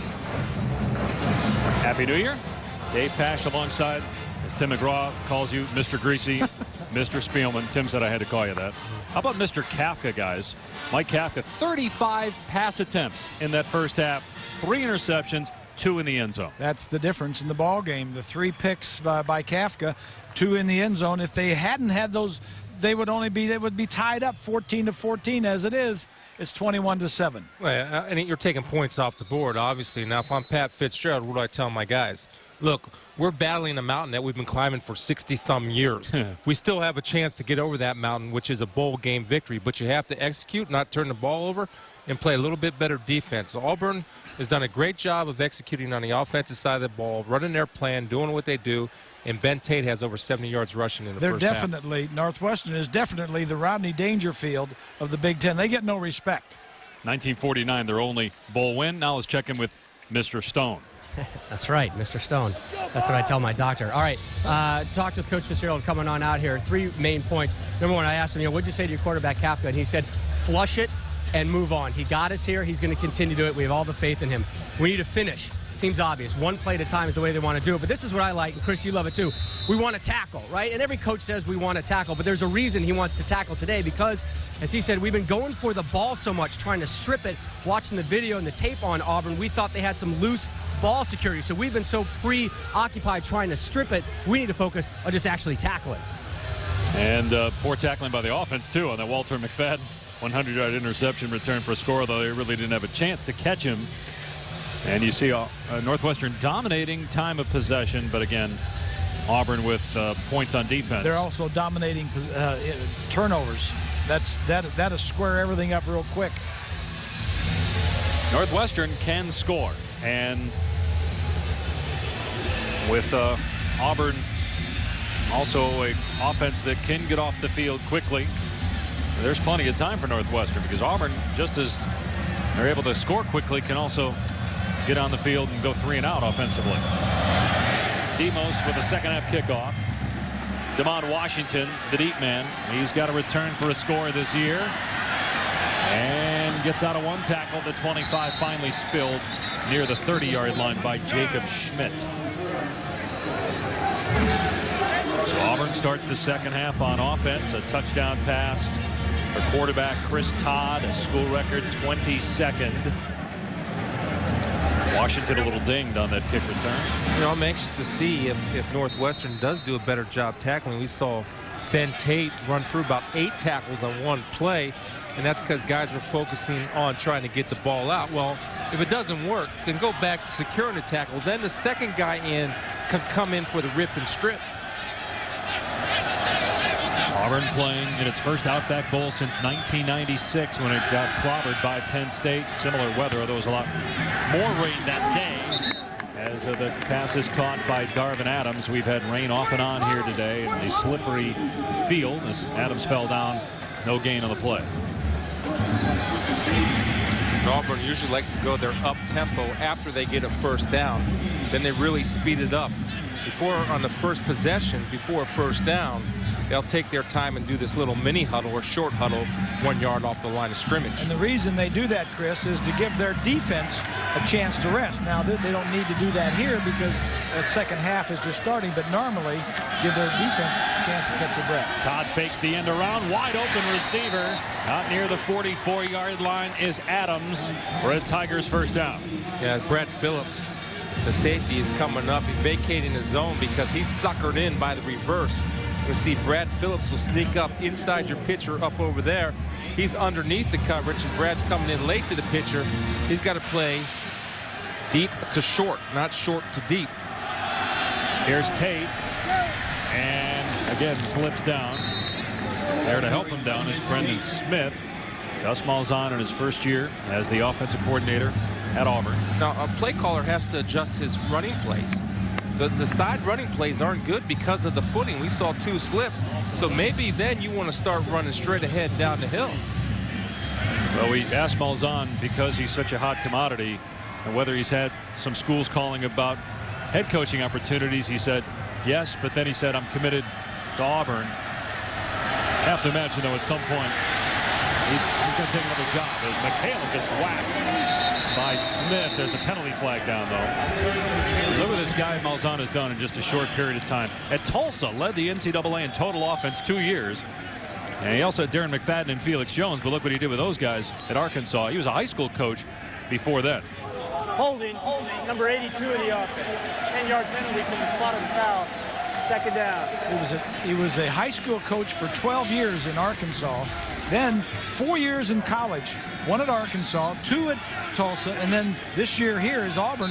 Is his first year, and he has done nothing but gangbusters with this offense here with the Tigers. The guy who gave him his big break is ESPN's Jimmy Dykes. He was the athletic director at Shiloh Christian High School, hired Malzahn from a smaller school, and the rest, as they say, is history. And no running room for Tate, as Corey Wooten was there, wrapped him up for another loss. Let's check in with Rob for more on Gus Malzahn. I've been watching Gus and the way he coaches, and guys, more times than not, he is about 3 steps onto the field before the refs even below the first play dead, and he's already instructing his team what the next play is, getting in the next formation. Ideally, he told us he'd like to get 70 plays in and kind of keep that 2-minute tempo going. I got a few more nuggets to add real quick after this play, Dave.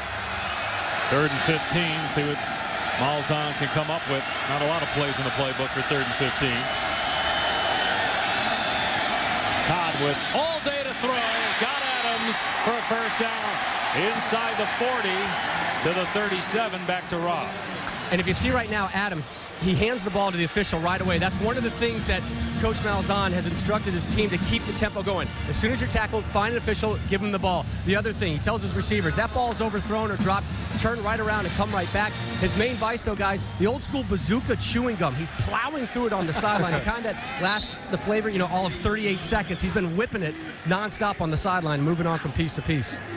And they're approaching a single-season school record for total offense as they get a yard there on the carry by Tate. You know, it's interesting to see where he calls the plays from. He's about 10 yards back from where the ball is, so he can try to see the defense and get the best angle possible. Gretchen, they say that the knee was down and the ball was actually back behind the line of scrimmages. That pass was behind Adams, incomplete, so it's 3rd down and 11. Yeah, Adams thought he was going to move and go. He was throwing it to the back shoulder, expecting him to come back. A little miscommunication. You know what, and just to go back to Gus, I want to go to Gene Chizik. I mean, Gene Chizik does a great job of going out and firing and finding an impact offensive coordinator to come in, and he goes and gets Gus Malzahn. So that's a great job by Gene Chizik to go recruit the best to fit your system and what you want to do philosophically. And a lot of controversy surrounding Gene Chizik's hire. He was only 5-19, 2 years as a head coach at Iowa State, but he's a former Auburn coordinator. As Todd throws downfield into traffic, and Adams comes up with it again at the 25-yard line. Good call. That's the same play. The other side. Square in from the right side. They ran a square in from the left side. The last first down they picked up. You're going to see from the right side of your screen, it's going to be a square in about 15, 18 yards. Somebody right in his face. They did a nice job of getting rid of the ball. Man coverage. Adams does a good job of using that 6'3" frame like a basketball player, shielding the defender from making a play. Here's the end around to McCaleb trying to get away from Vince Brown. He does. And then run out of play by Quinton Davey. He did not get back to the line of scrimmage. Today on ABC at 4:30. It's the Rose Bowl game presented by City, Ohio State, and Oregon. Then on Thursday, January 7th at 8 Eastern on ABC, Texas, Alabama for the City BCS National Championship. Both games from Pasadena. Meanwhile, Burns in the game as the Wildcat quarterback. They'll hand it off to Tate, who gets drilled at the point of attack. Big hit by Ben Johnson and Brendan Smith. Better job of tackling, especially with Big Ben Tate, who ran through a bunch of tackles in the first half. Ben comes in there, does a good job of wrapping and securing the tackle first as opposed to going in for the strip. There's Mike Hinkwitz in his second year as the defensive coordinator at Northwestern. Auburn already converting 3rd and 16 and 3rd and 11 on this drive. They got Burns throwing the football, and what an interception! One-handed pick by Brian Peters at the 1. Don't know if Todd is shaken up. He looks to be okay. Why have Burns throw the football here? He puts it in a good spot. That's just a great play by Peters. He is the safety that, yeah, he got both feet down, held onto the ball. Good call by the official. There's a reason Todd's your quarterback and not Burns. That's 2 interceptions by Burns in the game.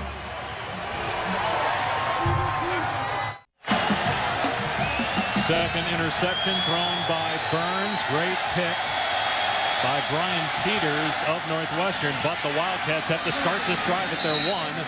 They bring in their, quote, power back, Jacob Schmidt. He's their biggest running back at 200 pounds. He gets it out to 7.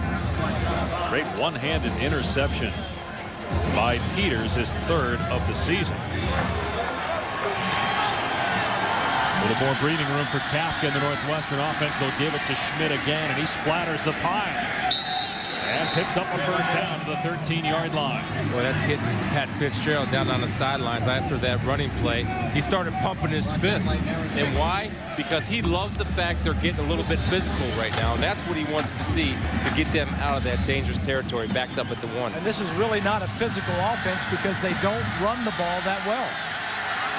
Again, the 35 pass attempts in the first half. That pass tipped at the line. Looked like Coleman got a hand on it. Incomplete. Coming up after us here on ESPN, college basketball featuring a pair of undefeated teams. West Virginia off to its best start since Jerry West was playing for the Mountaineers in the late 50s. And Purdue at 12-0, ranked 4th in the country. That's next on ESPN. Off to their best start since you were point guard. Since I was. I don't know how you guys are going to pull this off. How you're going to watch that, and Spielman's going to watch the Rose Bowl on ABC, which is at 4:30. Kafka's pass caught at the 19-yard line by Markshausen. It'll bring up 3rd down. Now, Auburn defensively and Ted Roof have to pick a fine line. They're very aggressive in their man-to-man coverage, but also you have a 14-point lead, so you don't want to give up the big one, which obviously in man you're a little bit more vulnerable to do that as opposed to zone. 3rd down and 5 for Kafka and the Northwestern offense. Kafka's pass should have been intercepted and probably returned for a touchdown again. This one by Washington. Kafka lucky it's only 4th down. You just can't throw that ball. The coverage was so tight. The motion coming across, and Thorpe is there right on his back. You just can't throw that ball. Washington had a great break on the football, but as Northwestern offensively, get your man beaters going again, your bunches and your crossing formations. You guys can't run away from their guys. Demo's punt just sticks in the mud and then takes a Northwestern hop inside the 45. Auburn football midway through the 3rd, a 2-touchdown Tiger lead. January 4th at your Lexus dealer and TD Ameritrade. Well, the teams are in Tampa this week. They headed to GameWorks to test their dancing ability. And meanwhile, Auburn on the field leading Northwestern 21-7. I think Northwestern won the dance contest, but the Tigers winning where it's most important, leading by 2 touchdowns midway through the 3rd quarter. Back to the ground, and Tate, and he gets pummeled by Quentin Davey after a gain of about 2. Well, Adam Hahn right there, defensive tackle, diving to hold the ankles and keeping Tate up, and Quentin Davey came to finish the job. I mean, Adam Hahn, that's a tough position when you're playing that defensive tackle. Give all those linebackers all that glory, but he got a little piece of that tackle to help him out.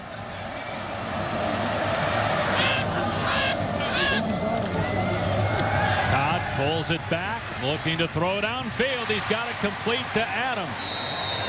Boy, Adams seems to be the guy that Todd looks to when he drops back to throw first. And nice play by Todd just to buy some time, fake. Somebody's in the pocket, so you step back. Adams is coming across the field. I love that route. Square in, crossing route. Just throw it around the linebackers. They can't catch. Back on the ground to Tate. And he gets maybe 2. Those are fighting words, Bob. I got more career interceptions than you do. How many interceptions did you have?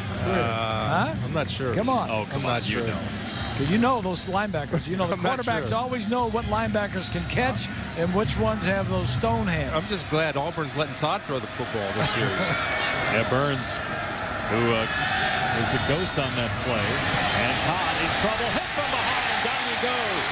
Vince Brown with his 5th sack of the season. Well, it's a nice job of Todd holding on to the football. Vince Brown did the right thing where he's coming in with the big club. You watch Vince Brown come around the corner here, and Todd does a good job of protecting, not quitting. Watch the club come in late. Woo. That was a one-man route. They only had Carr deep down the field, so they wanted to take a shot, and if not, should have thrown the ball away or ran it. First sack today for Northwestern. Wildcats need something good to happen. Down 2 touchdowns as Todd goes deep for Evans. Can't come up with it. It's 4th down. Wildcats trying to end a 61-year drought. Their only bowl win, the 1949 Rose Bowl. This is their 8th bowl game ever. Pat Fitzgerald played in a couple. Played on New Year's Day, back when he was a player, in the Rose Bowl, and then the following year in the Citrus Bowl when he led Northwestern to 2 Big Ten titles. Brewer back to receive the punt. There's contact. No flag, though. Fair caught by Brewer just outside the 15-yard line. Contact with a punter, Clinton Durst, but no penalty flag. Capital One Bowl Week continues on ESPN tomorrow with a pair of games. First at 5:30 Eastern, it's the AutoZone Liberty Bowl, Arkansas against East Carolina. Then at 9 Eastern, the Valero Alamo Bowl, Michigan State and Texas Tech, with no Mike Leach at the helm. What was your favorite experience in your trip to the Rose Bowl? The game. I mean, playing the game. It just it's a special feeling. I still remember a lot of plays from that game. Kafka to throw on 1st and 10, and almost another pick, and then probably should have been caught by Stewart. He couldn't hang on. Incomplete. Let's see again the contact with Durst, and definitely contact by Jeremy Matthews. That's a 5-yarder. Yeah, but it still would have been 4th and 10. Northwestern with a 2nd and 10. Kafka on the rollout, in trouble. And he'll lose yardage. Taken down short of the 15-yard line by Gabe McKenzie. Northwestern's receivers are just getting swallowed up by the defensive backs for Auburn. They need to get some speed in there down the field. Brewer's got the best speed, so get him down the field and take a shot at it. Look at the starting field position. That doesn't help. And they're trying to move the pocket for Kafka, but that's not helping either. Average start in their last 4 drives at their 7-yard line. So they need some man beaters, though, boys. Auburn's just getting in your face, and there's nothing they can do. There's no safety deep right now. Now he's getting out of there. McFadden bothered by cramps back out there in the secondary for Auburn. Here's a deep throw, and it's overthrown and intercepted by Nico Thorpe, the 4th Auburn INT. Well, they were throwing it to Brewer, but when they do that and he's covered, Brewer's got to make sure that it's not intercepted.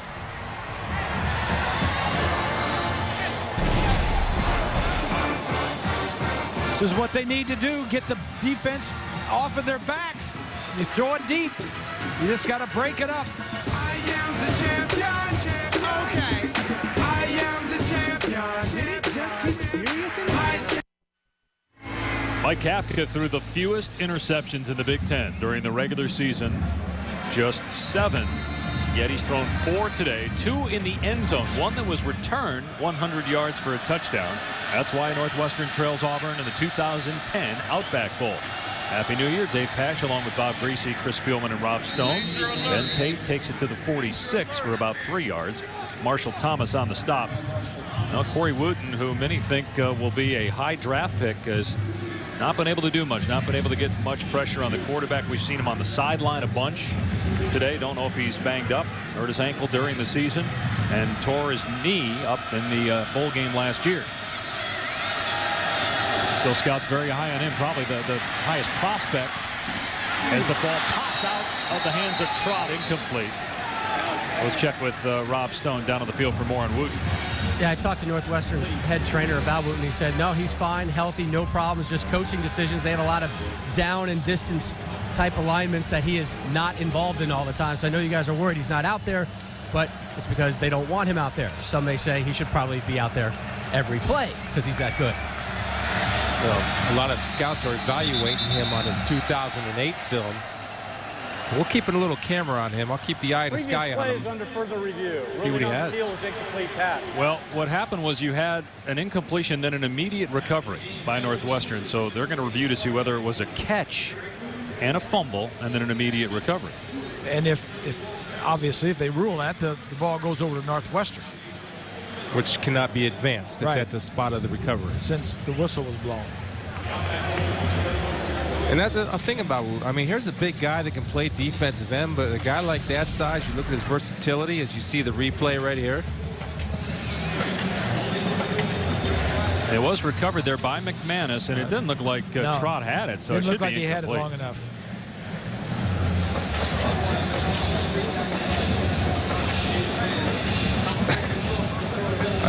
They're quick on the trigger on their replay today. Get it right. They want to make sure they get that right. But you guys think Trot had it here? Well, he's in the air. Never touched the ground. Then Nate Williams came in, poked it free. No. Ruling on the field is confirmed. Yeah. Incomplete pass. So it'll bring up 3rd down and 8. I was just talking about Corey Wooten with his size. You see the big lower body on him. He has the versatility to play inside in the NFL at the next level with some pass rush skill. Let's take a look at him and see what kind of burst and get off he has on the football. He's been relatively quiet, just throwing power rushes on guys. He's up here at the top of your screen. Think the field has anything to do with that? Well, you're playing wet fields in the NFL. So you're saying no? Todd rolling out, and he just throws it into the ground at the feet of Adams, so it's 4th down.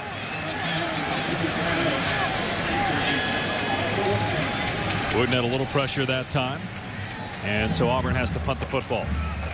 Northwestern not done yet, despite the 4 turnovers. It's only a 2-possession game with 5 minutes to go in the 3rd. But can they get decent field position, number 1, and then get something down the field? Durst with a moon ball, and Auburn's got 3 players down there. Did the ball, it went into the end zone, so it'll come out 2-20 as we check in with Ryan Burke. All right, Dave, let's get an update from the Gator Bowl. Bobby Bowden coaching in his 34th and final bowl game and firing the spear down, and a message against his former team, West Virginia. But Jared Brown and the Mountaineers, other ideas. The quarterback 32 yards to the end zone, and early on in the Gator Bowl, West Virginia on top, 7-zip. Dave? And Ryan, wow, what a year West Virginia's had. They lost to Auburn early in the year, but Bill Stewart's done a great job there, huh? He has. Taking over for Rich Rodriguez.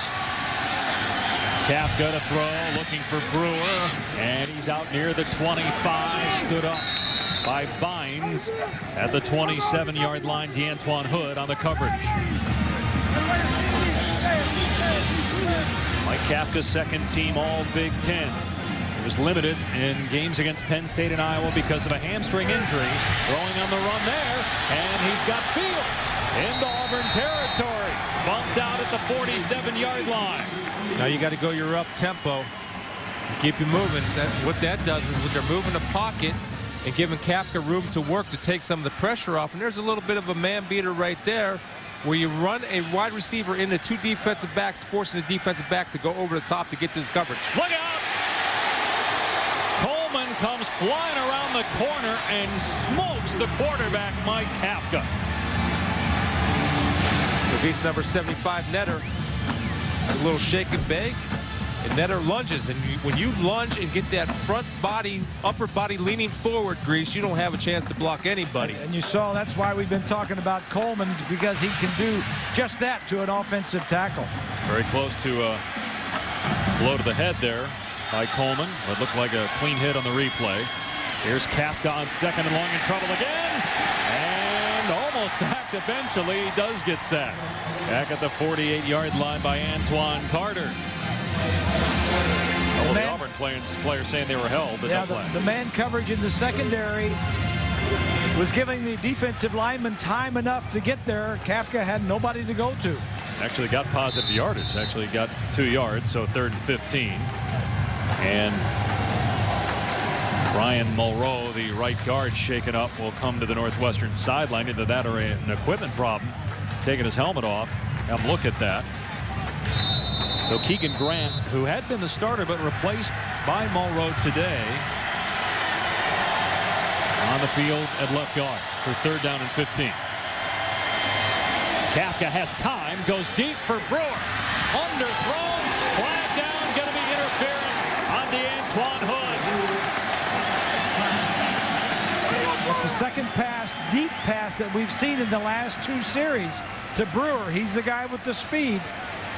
I think that's good. Northwestern's got to stretch this. They got to make him think about deep passing. Pass interference. Number 24 of the defense. 15-yard penalty. Automatic first down. Yeah, this is where the underthrow helps him because Hood cannot get his head around and forced to make contact early with Brewer. In the last interception, when they tried to go to Brewer deep, they were able to get their head around and DeMond Washington and make the play. This time, he couldn't get his head around, didn't see it, and was forced to run into the receiver, causing the pass interference. Northwestern inside the Auburn 40, first time in a long time.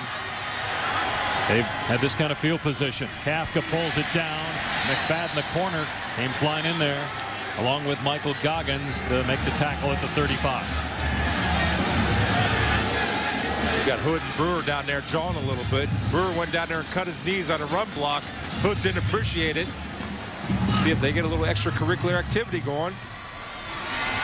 They protect Kafka. He's going for Brewer, who's open. Touchdown! Hood quit. Hood quit on the play. He slows down. I think Brewer kind of suckered him into believing that the ball wasn't coming to him, and then there it was, a great throw. I think his concentration was broken because the previous play, Brewer cuts him. First of all, this is the best deep ball that Kafka's thrown all day. Watch Hood, he slows down. He doesn't even know that Brewer's in the route. But I think his concentration was broken, and Brewer lulled him to sleep, like you said, Grease. Bam. So a 39-yard touchdown catch earlier. Now a 35-yard touchdown catch. And Demos for the point after. It's a one-possession game with 2:42 to go in the third. Take a look, Pash. I mean, this was set up, I think, the previous play when he cuts Hood on the running play and gets the concentration.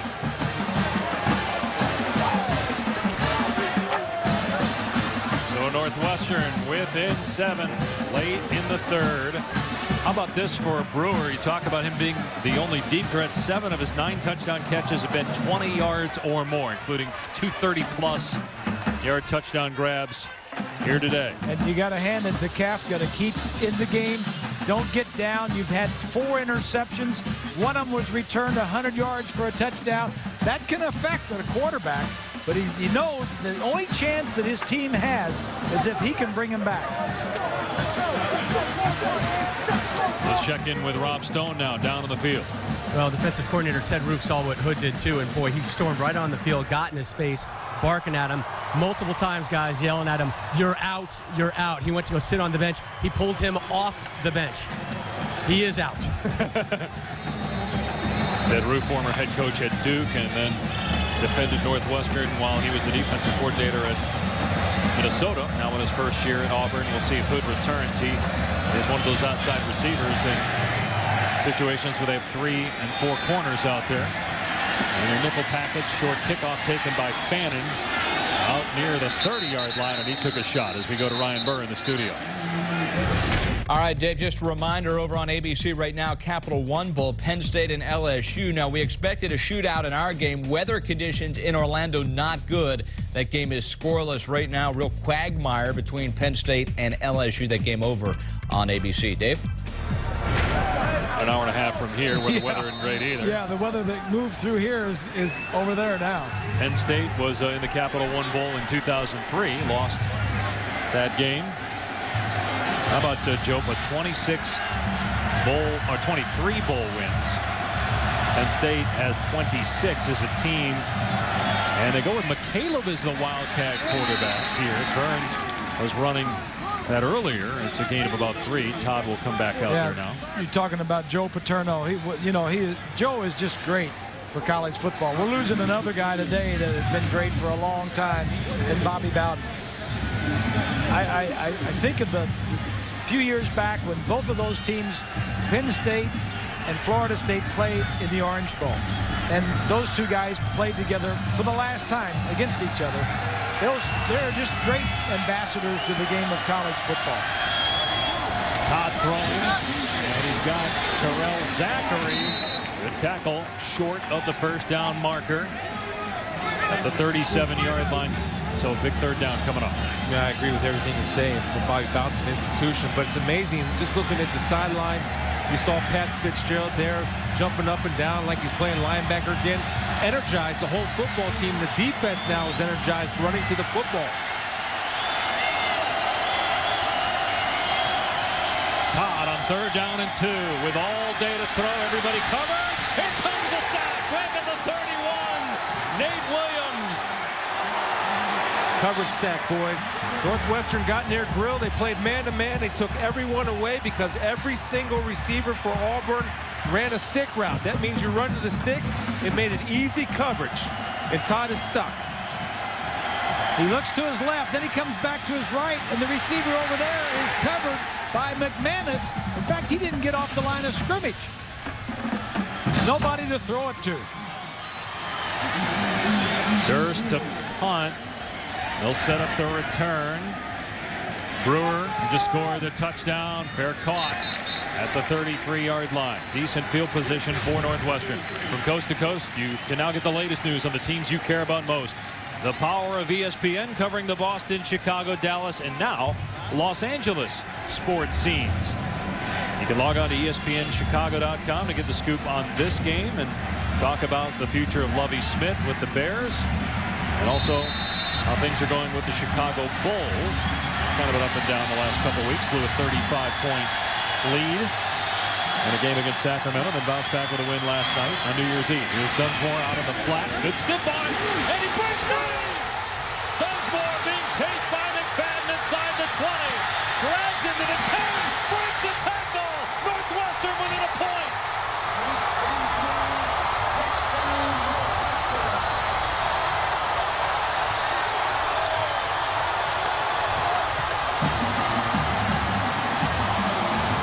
Play could have gone for a yard. Instead, it goes for 66 and a touchdown.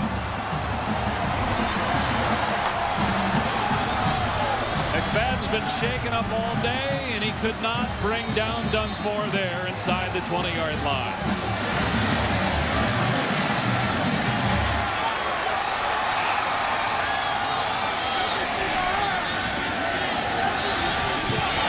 Demos puts it through to tie the game at 21. Just watch the effort in the bad tackling. I don't want to get you. Let me try to push you. I'll two-hand touch you. And here, I'll lay down and fall, not really wrap you up and just let you keep running through. Dunsmore is more of a tight end than he is a wide receiver. But how about the heart of this team? No respect. Northwestern, the little engine that could. Just keep trying. Down 21-7. The quarterback had thrown 4 interceptions. Now the game is tied. The other noticeable thing, and I don't know if it's fatigue or not, but there wasn't great pursuit by the Auburn defense. That's a screen pass, boys. You got to have 10 War Eagle helmets coming to take him out, and he broke 3 tackles, and there wasn't any attempt at any type of gang tackling because there was a lack of pursuit from the backside from the Tiger defense. And the Auburn turnovers now coming back to haunt them. The one they had in the red zone and the one they had at the end of the first half in the red zone as well. And it did not take any time off the clock because of the hurry-up offense. There's a time for it. I think there's a time to kind of rest a little bit. That's also why we said Northwestern wasn't out of the game about 5 minutes ago, because Auburn can get off the field quickly in 3-and-out situations. Washington gets to the outside on the return, and look at Demos, the kickoff man. You can go over to Auburn and show them how to do that. The kicker tackling better than the guys who are supposed to know how to tackle. On that, to be fair, only on that last play. But that's the epidemic that's attacking college football, and nobody seems to do anything about it. Tackling. Why don't you do something about it? I'm going to have a tackling clinic in Columbus, Ohio this summer. There you go. We got a tie game late in the third here at the 2010 Outback Bowl. Well, Pat Fitzgerald, you talked about it, infusing enthusiasm not just into his team but into this Northwestern program and into the city of Chicago. Out on the flat to Emery Blake, and he's brought down after a gain of about 3. Good play by Brendan Smith, the first Wildcat ever to start 3 postseason games. And that is the end of the third quarter as Northwestern tries to end a 61-year drought. Their last bowl win in 1949. They're tied with Auburn going to the fourth.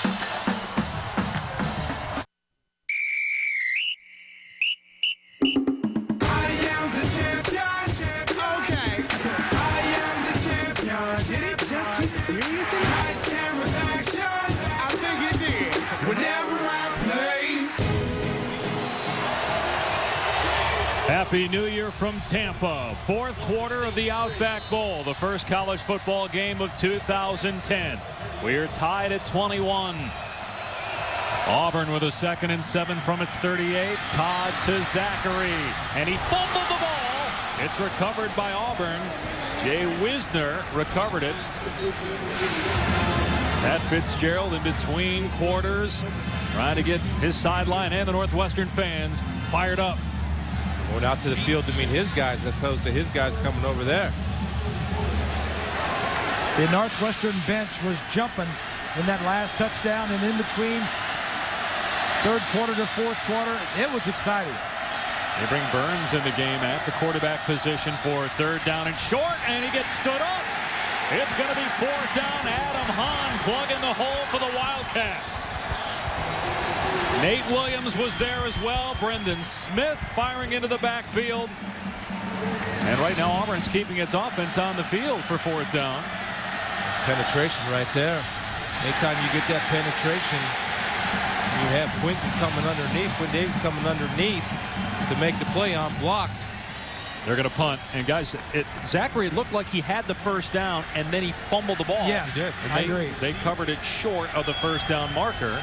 Now they got a punt, 4th and 1, almost got blocked. Good punt though. Brewer from his 10-yard line, and one of the gunners got him. Darvin Adams, first man downfield, takes him down. Let's check in with Rob Stone. Well, you guys were commenting about the energy on the Northwestern sideline. On the flip side over at Auburn, the swagger is gone. Remember a couple of minutes ago I was talking about Ted Roof barking at Hood. Well, Ted Roof was downright nurturing after their last defensive stand, encouraging his players. Hey, guys, what happened? Happened. Time to move on. Hang together, stay together, take care of the ball. They're just trying to lift up the Tigers right now on the sideline. They're getting outmatched by the Wildcats. But they do have 3 interceptions in this game. Make that 4 interceptions on Kafka. We'll be looking for a takeaway here as Coleman got pressure and hit the quarterback, but Kafka got it away for a first down to Dunsmore, and there's a penalty flag probably for that hit by Coleman on the quarterback, Kafka.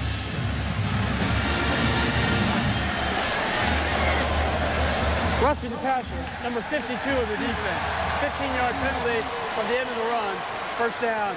He went high on a sack earlier in the game, got him from behind. That one looked clean. We'll see if this one was clean or not. The ruling definitely got him late. Oh, yeah. He is the SEC.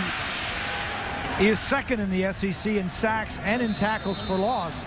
Didn't get much of a block from the offensive lineman there, but when the quarterback gets rid of it that quickly, you got to pull up. Kafka to the air again, going downfield. He's got Markshausen who lays out. The ball came out at the end, and it's ruled incomplete. He did not complete the catch. Got to come down with possession and keep control of the football. Has it, and the ball, the ground. It's a great effort. Jars it loose. Good coverage. You had to put it out front like that, but it was just good coverage.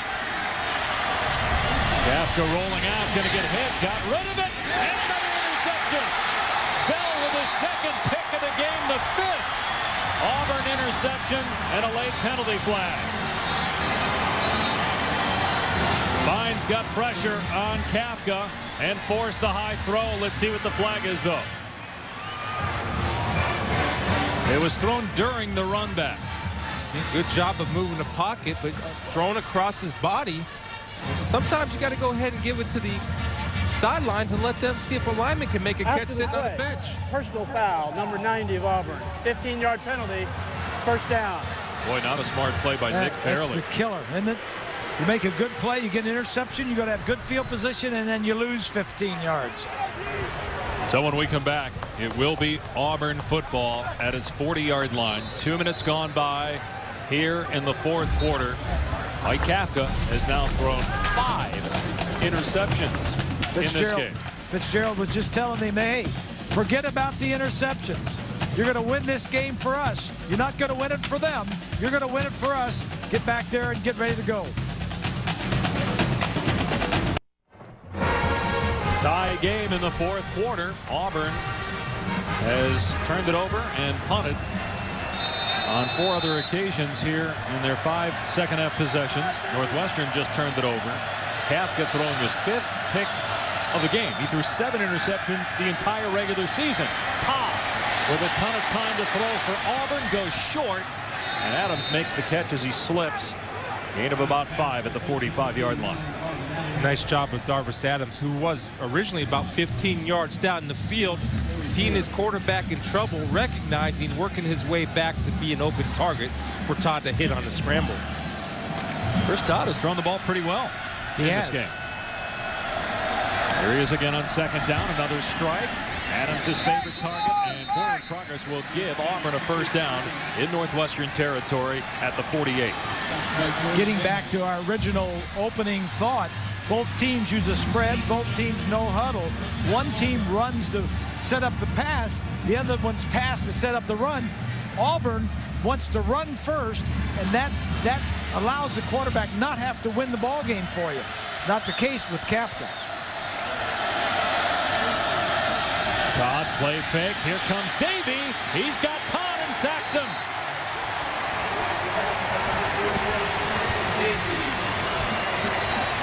Third sack today for Northwestern. And Coach Hank is drawing him up from the outside. Here comes Davey sneaking around. Ben Tate is responsible for him.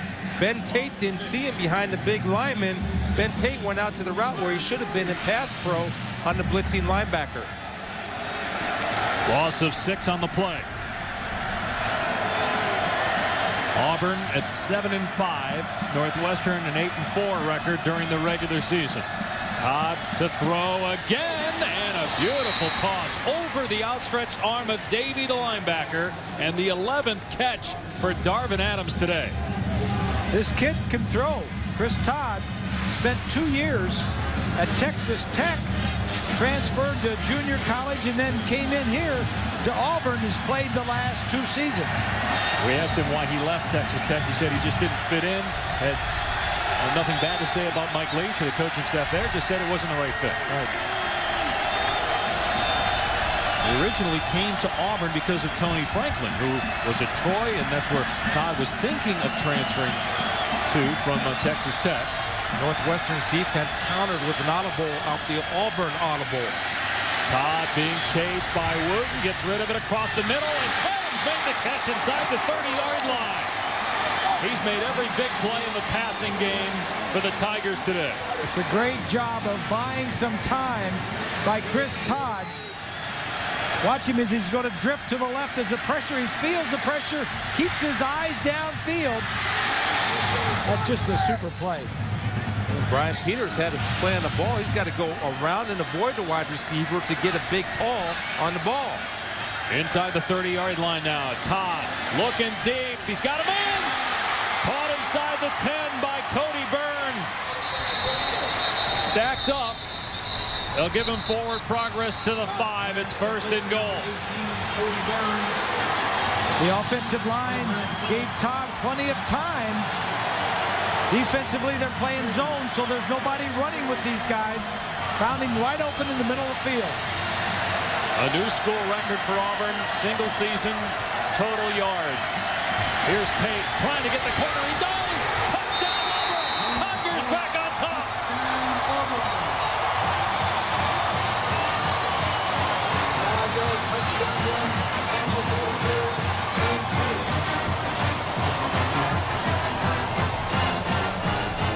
That's a senior Chris Todd's drive. Making a name for himself under pressure. Tie ball game. Show me something.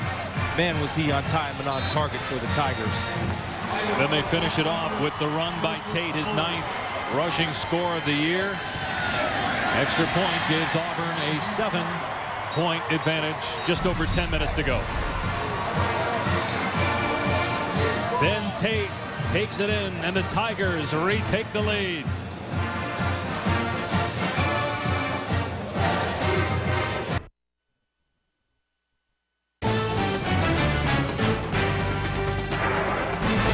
ESPN College Football, the Outback Bowl, is brought to you by the United States Marine Corps, the few, the proud, the Marines. Mazda's drive-off event, where you can sign off on the best deals and drives of the year. And Capital One, what's in your wallet?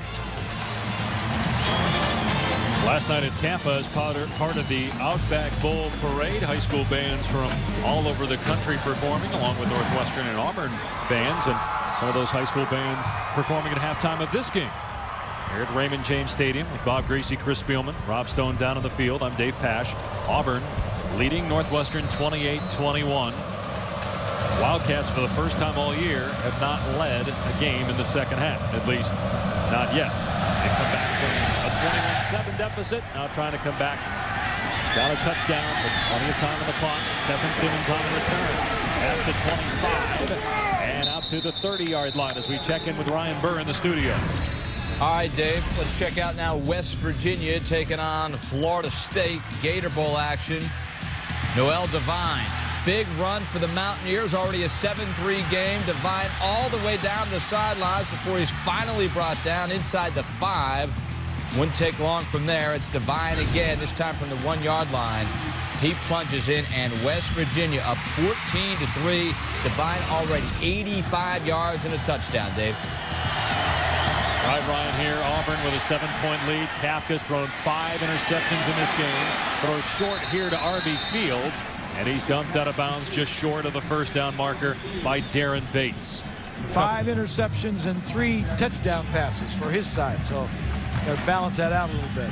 What an answer by Auburn. All the momentum was on Northwestern's side. Now let's see if Northwestern can counter. And Kafka, smart play there, throwing it away. Let's check in with Rob Stone.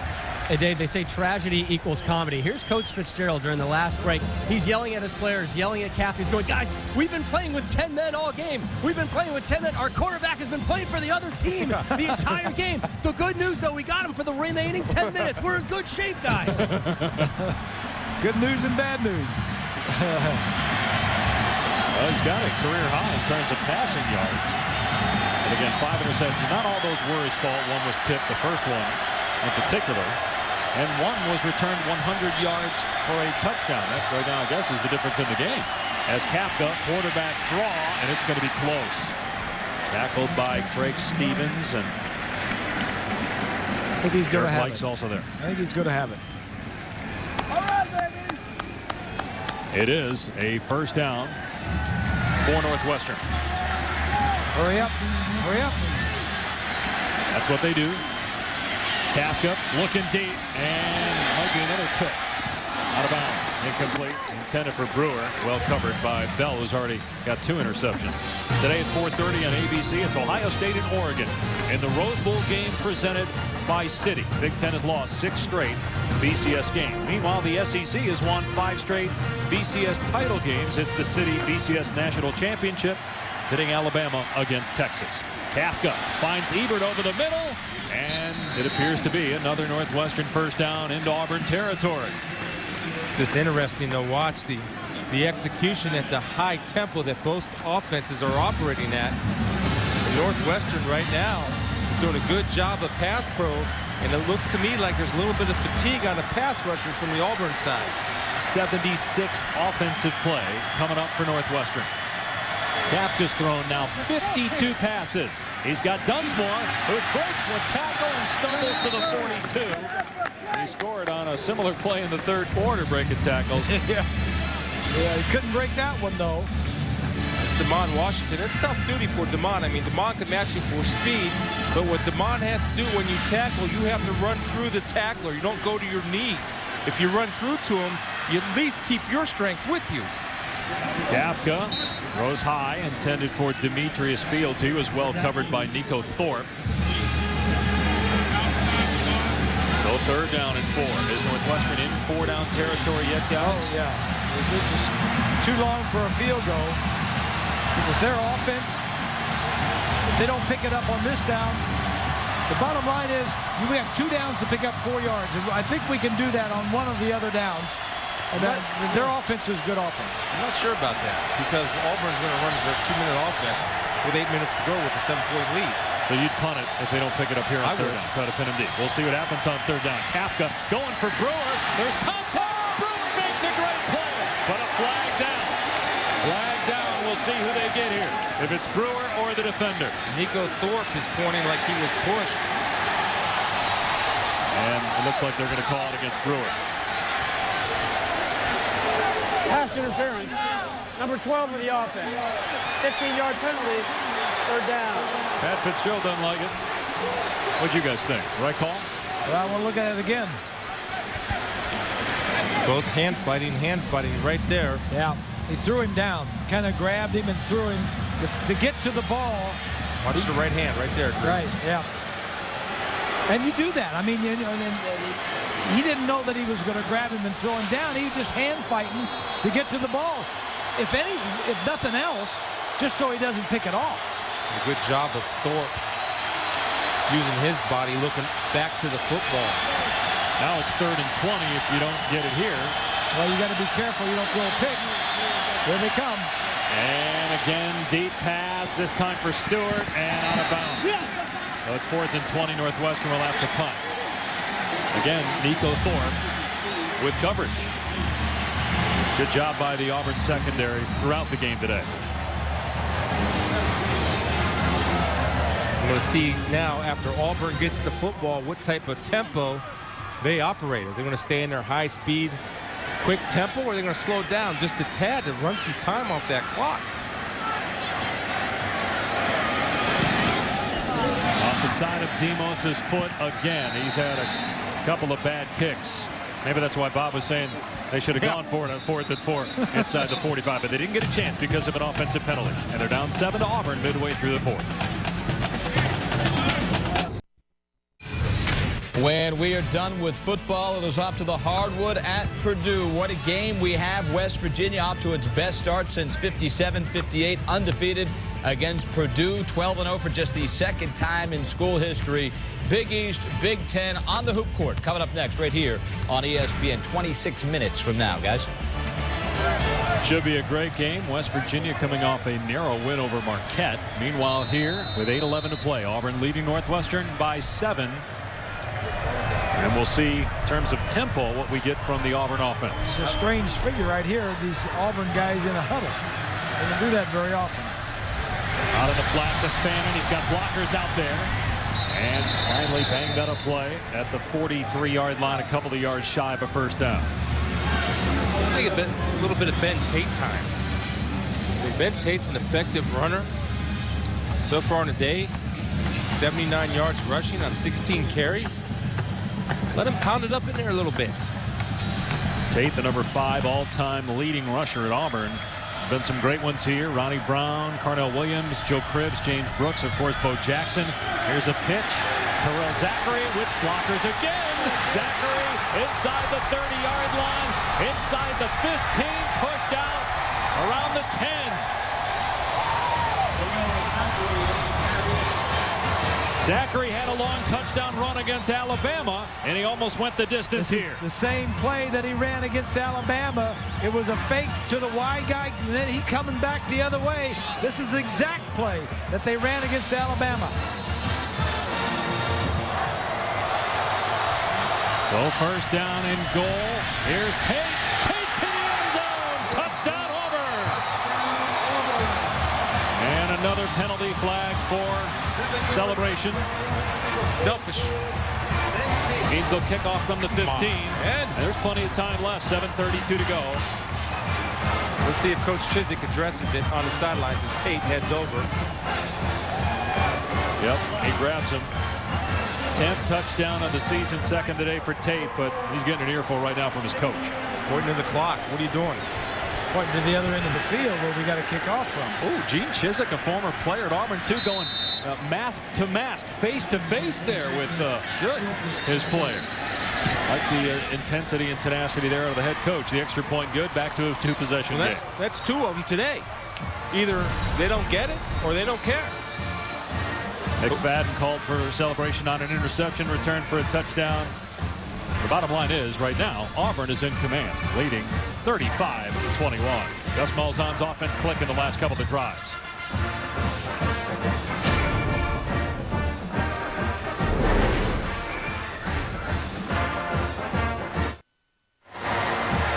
Bo Jackson, the all-time leading rusher at Auburn, in attendance here in Tampa. The Outback Bowl, ironically, lives now in the Chicagoland area where Northwestern is located.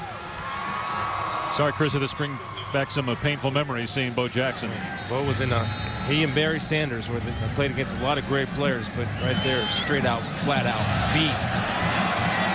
And for the second time today, Auburn faked as if they were going to run up and kick the ball. They had a successful onside kick in the first half against Alabama. I don't know if you want to try it here, though, from your own 15 after the Tate penalty. I'm sure that didn't please Bo Jackson to see a running back like Tate with that kind of a decision after a touchdown.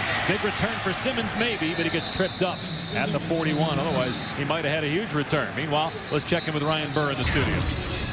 All right, Dave, let's check out now Penn State and LSU Capital One Bowl. We said very soggy field, not stopping Penn State here. Darrell Clark, 37 yards to Derek Moy. It's a touchdown. Penn State on top at that point, 7-3. And that's where we stand right now with 7:19 to go. Just a reminder, up next here on ESPN, it is West Virginia against Robbie Hummel and Purdue.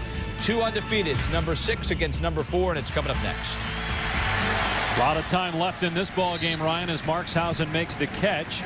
Northwestern's already come back from 14 points down once. That was late in the third quarter. They got the ball in Auburn territory. Markshausen just 1 career catch as a walkout his first 3 years. He's got 8 today and 87 on the year. He was just a walk-on transfer. His 5th year at Northwestern. Kafka to the air again, over the middle again to Dunsmore. Spun down at the 41 by Walter McFadden. Let's take a look now at Northwestern's pace. They've been operating at a high pace all game, and so this is nothing new for them, and have shown quick strike ability with Brewer, their #1 deep threat. 2nd down and 4. Little flanker screen. Stewart gets hit hard by Bynes and finished off by Goggins. It'll bring up 3rd down. Bynes, the middle linebacker, when he saw that ball go out to the wide receiver, ran from his middle linebacker spot all the way out there and picked up the tackle. Ted Roof is as intense as they come as a defensive coordinator. They run the ball here on 3rd down and 4, and Field's going to come up close, so you'd imagine they're going for it on 4th down because they ran that play, right? Here comes number 39, Jacob Schmidt, their tough inside runner. He's a hockey player in high school. Again, we kind of called him the big back, and he's the heaviest, but he's at 200 pounds for Northwestern. And 4th in the Big Ten and 4th down tries, and 1 of 1 today. It's a game right here. Potentially 4th and 2, 5.5 minutes to go.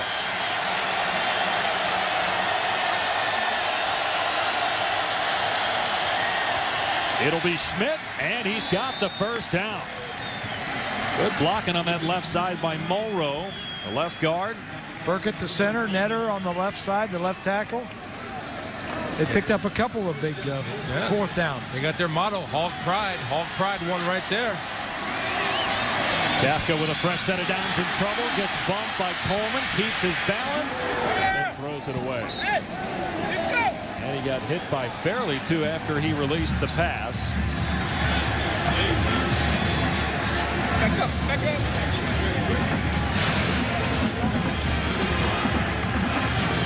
Good job by Fairley of finishing the play, recognizing that he had time to get a clean legal hit on a quarterback, which is a rare occasion in some people's eyes.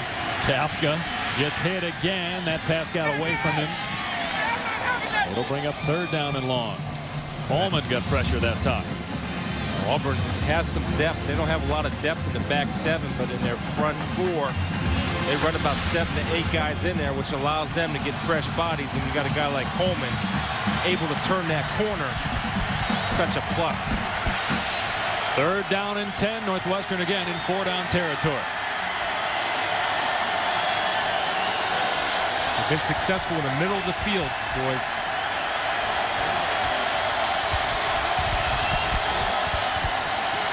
Here comes Coleman, and Kafka got out of there being chased by Fairley. And Kafka shakes 1 tackle, And then stepped out of bounds at the 31. So he got 4. It'll bring up 4th down and about 6. Northwestern will go for it. That big fella Fairley did a nice job of chasing him down the field. And when you see that mouth guard ready to pop out of there, you're tired. In fact, just disregard, throw it out, Fairley. That's what I did. Throw that mouth guard out. You don't need that. It's only your choppers. Timeout called by Northwestern. The Wildcats will have 2 remaining, down 14. Under 5 minutes to go. 4th and 6 coming up. Mike Kafka had 3 touchdowns, but 5 interceptions. That one there not his fault. Great pick off the hands of his Concannon, and then McFadden here takes this one all the way back for a touchdown. We're late over the middle there, picked by Bell, and an underthrown deep pass Thorpe with the interception, and then Bell with his second INT in the 5th thrown by Kafka. You know, and the thing about this is he threw 5 interceptions today, and he only threw 7 interceptions in the 12 games previous to this year. So he's not a guy that puts it up. Kind of like Keenum for Houston, threw 6 picks yesterday in Houston's bowl game and during the regular season. Only threw 6. Struggled in the championship game, conference, and again yesterday. Dunsmore's been big on this type of down and distance, running across the middle. He's right up here in the slot area as the number 2 receiver. Of course, you got Markshausen right there, who's the leading receiver on the year. With 8 catches today. And you have nobody deep in the middle of the field, so they've got everybody up, either rushing the passer or playing tight man-to-man. Comes the blitz. Bynes coming up the middle. He's picked up. Kafka's pass is caught by Stewart for a 1st down. They shifted Schmidt into the backfield, and he picked up Josh Bynes so that his quarterback could make a play. Well, just like Chris and I were talking about, they played man-to-man, no help, slant route, picked up the 1st down. Fresh set of downs for Kafka, and there was contact between Dunsmore and McFadden. Kafka wanted a flag, and McFadden wanted his 3rd interception. It was just all timing right there. Dunsmore did not get around, and McFadden read his mail, meaning beating him to the route. Good job of chucking hands inside by McFadden. Eyes on quarterback. Kafka going to the end zone, and it's broken up, incomplete. Bell on the coverage. Brewer, the intended receiver. It's 3rd and 10. Bell had big eyes. He was going for his 3rd interception. And that's what the receiver should do. If the receiver doesn't catch it, make sure the defender doesn't. I'm going to maintain at the middle of the field, they've had some room in the middle of the field on crossing routes and digs. It looks like a little bit of a 2-deep zone look. Yes, yeah, zone look here. Kafka on 3rd and 10 has eaten. He's hammered at the 20-yard line by McFadden. He'll come up about 4 or 5 yards shy of a 1st down. Northwestern will go again on 4th down. See, it'll be interesting with Ted Roof. If he comes back with the blitz, they've been able to stick with him man-to-man most of the day. Let's see if they come back with the blitz. 4 fresh defensive linemen in the ball game for Auburn. And a timeout called. Auburn has 2 remaining. Gene Chizik wants to talk things over. We'll check in now with Ryan Bird. All right, Dave, let's check in on the Capital One Bowl. Last we saw West Virginia on top 14-3. The Seminoles have answered now. Jermaine Thomas gets the outside, gets the end zone. 14-10 now, 8 minutes here. Second quarter, that game over on ABC. Just a reminder, coming up next, it is Devin Ebanks and the undefeated West Virginia Mountaineers after the best start since 1957, taking on unbeaten Purdue. A couple of unbeatens coming up 12 minutes from now, Dave. 2 excellent basketball teams. Should be a good one on ESPN and over on ABC. As you mentioned, the Capital One Bowl, Penn State, LSU, and Rose Bowl game presented by Citi at 4:30 Eastern, Ohio State and Oregon. 4th down and 5 for Northwestern. Guys, what are you expecting to see from Kafka here? Well, I think you got to go and see what type of defense they're in and get a pre-snap look. And Auburn, to me, looks like they're getting up there and they're challenging. Now, it'll be interesting to see if they blitz off their man look or they'll provide inside help from the linebackers on the inside routes. They're showing blitz, getting out of it. They'll rush 4. Here's Kafka over the middle. Markshausen caught it inside the 10. First down and goal, Northwestern. That's their third fourth down conversion on this drive. I like the call. It's a slant route, the same thing they converted the last time. Well, McFadden had help from Bynes, but Bynes was late coming over to Markshausen on the slant in the middle of the field. Kafka quickly to Markshausen, gets a block, and then ripped out of bounds inside the 3 by Darren Bates. It's second and goal. That's a nice play by Bates, and I'll tell you, Brewer did a good job of trying to spring him loose with the cut block down the field. Watch Brewer come in with the cut block right there, and on Bell, and Bates coming, hustling, never quitting, making Northwestern use time on the clock, being down 2 scores. Valuable seconds. Got time for that quarterback draw, Grease. Yeah. Haven't seen it in a while. They go empty again. Now they shift Schmidt into the backfield, expecting an Auburn blitz. Kafka on the keeper, plowing his way to the goal line. No signal yet. Touchdown! Late signal. Northwestern's got it down to 1 possession.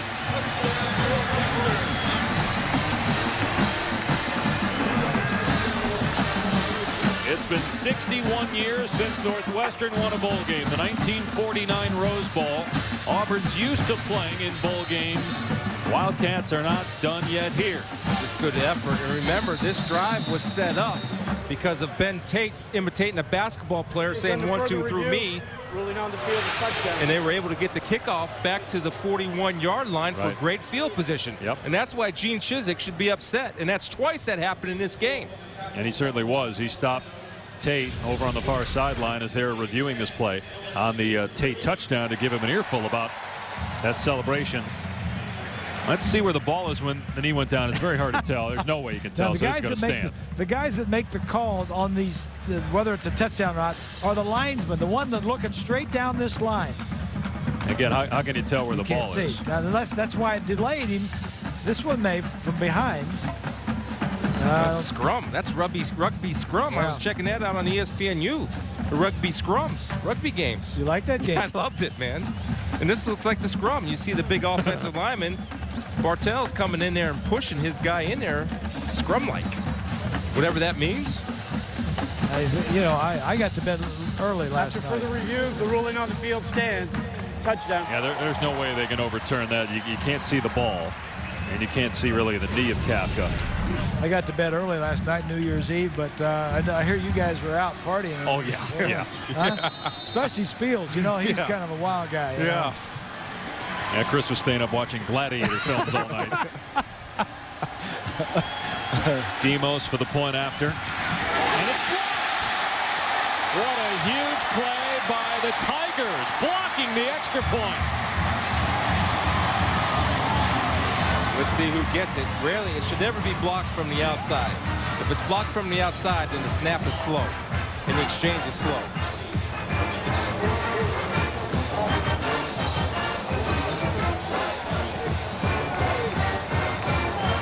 Up the middle. Looked like Coleman got it with his right arm. I tell you, Demos has had a tough day. His punts have not been very good, and then getting an extra point blocked. Well, and there was no penetration by Coleman. Coleman does a good job of getting in there, but he's not even elevating off the ground, so that ball was a line drive. Now, an extra point, you got to be good enough to put a little loft on it. Exactly. Still a one-possession game, exactly. But now Northwestern. Still go for 2 points. Yep, they've got to get the ball back, either on an onside kick or they do have 2 timeouts. They could elect to kick it deep. What would you do? Would you go onside here, or do you just kick it away? What would you do, Coach? I kick it deep. Take my 2 timeouts.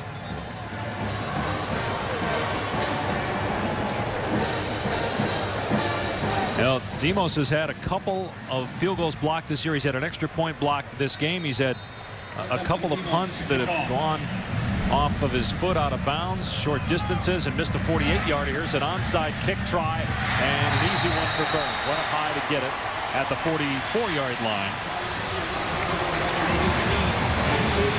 We'll see if Auburn keeps it on the ground here with 3:19 to go and Northwestern with 2 timeouts remaining, or if the Tigers take some chances. The only reason why I would kick it deep is I would try to create some type of field position. Obviously, you're going to forfeit some type of time, but if you kick it deep, you have a chance to get some type of field position created. Yeah, but the other thinking is we haven't stopped those guys. You can go either way, yeah. Yeah. The other thing is we haven't stopped them much. They've all this yardage. So let's try and get the ball back. That Burns in at quarterback from the Wildcat formation.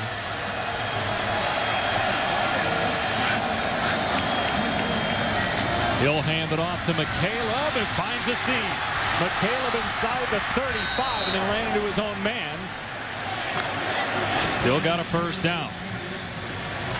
Good job of McCaleb of not going out of bounds. Even though he ran into his own man, it looked like he had the know-it-all to go ahead and get down anyway. Good bright future for that young man at running back with his quicks. A little burst, shake and bake. Auburn will let the clock run down. This is about the only time they do look at the play clock and let it run down. Still time for Northwestern, though, to get it back with a stop. But Auburn inching closer to field goal range. Here's Tate. And he lost the ball. It's on the ground at the 31. Northwestern says that they have it. They do. Wildcats got it. Sherrick McManus with the fumble recovery.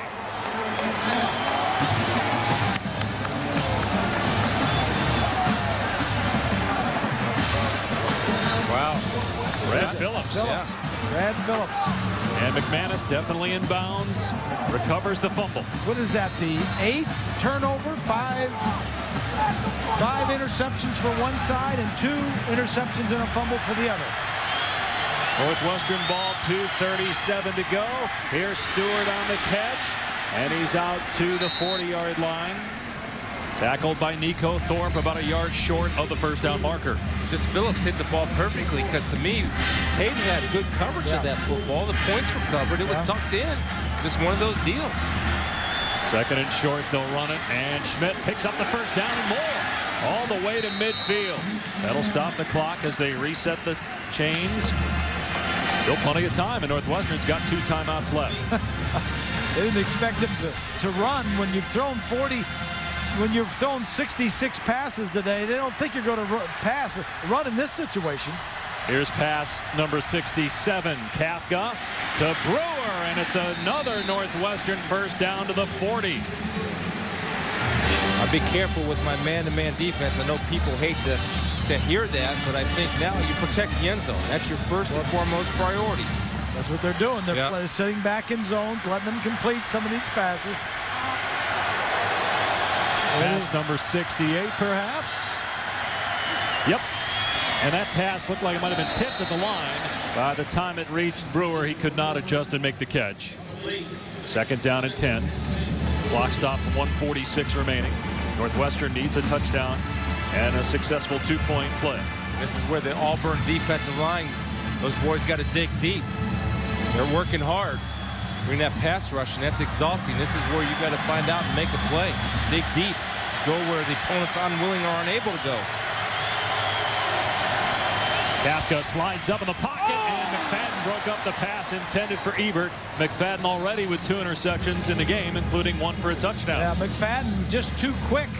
He beat Ebert to the ball. He saw the ball coming, and he just reacted quicker. Look at him. Got that IB in him, not cramping up. He's got a much better break on the football. They're going to keep Schmidt in the backfield for 3rd and 10. Got a 2-deep look here, whether it's man or zone. Playing zone. And Kafka has a receiver open. Stewart wrestled down at the 33, about 3 yards short of a first down. Another 4th down. Northwestern will call timeout. They had 3 4th down conversions on their last scoring drive. So we got a timeout, 1:31 to go. Let's check in now with Dave O'Brien for a preview of that great college basketball game coming up, West Virginia and Purdue. All right, Dave, looking forward to hearing your call on that game. There should be a good one coming up next. We've got a great one here You see both teams perfect on the year. The last time West Virginia was 11-0, some 50 years ago, and Jerry West was there. Second best start ever for Purdue's men's basketball team. Here, Northwestern with a 4th and 3. What are you expecting here? Well, the last couple of times they've been in the situation, they threw slants. Now, you might throw a fade up the field because you got tight coverage. There's your bump. There's your man beater formation. Little bunch. Here comes the blitz. 100th play of the day. Kafka in trouble. Flag down. This is going to go against Fairley. They had Kafka sacked. All Fairley had to do was make a legal tackle. Personal foul. Face mask. Number 90 of the defense. 15-yard penalty. First down. All he had to do was make a legal tackle, and the game's probably over. Take a look. Kafka, everybody was covered. Just bring him down. Oh, boy. Wow. Yeah. Boy, in fairness, you know, that's easier said than done because you're reaching and trying to get the guy. That's certainly 295. Yeah. A big, tall, long-armed guy. You get all excited. You just try to get him any way you can. It certainly wasn't intentional. That was an effort penalty. It's a bad penalty, but it was an effort. Northwestern with a minute 20 remaining. One timeout left. Kafka going end zone. Stored wide open. He hung on. Touchdown, Northwestern.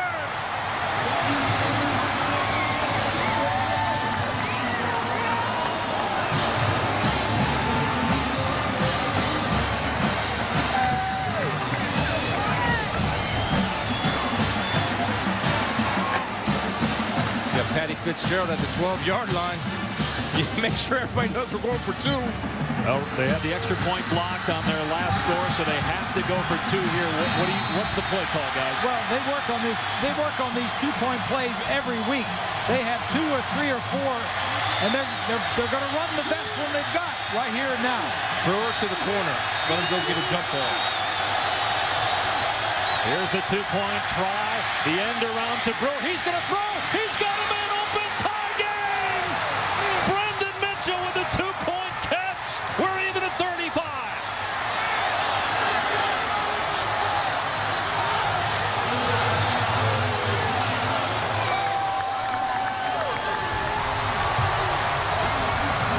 Brewer, the former quarterback, hits Brendan Mitchell, only his 5th catch of the year. They didn't take a timeout. They flip it back to Brewer. You say he was a high school quarterback. He throws it well. They didn't take a timeout. They didn't come to the sideline. They knew they were going to run this play. This is their 2-point play, and they're going to run it.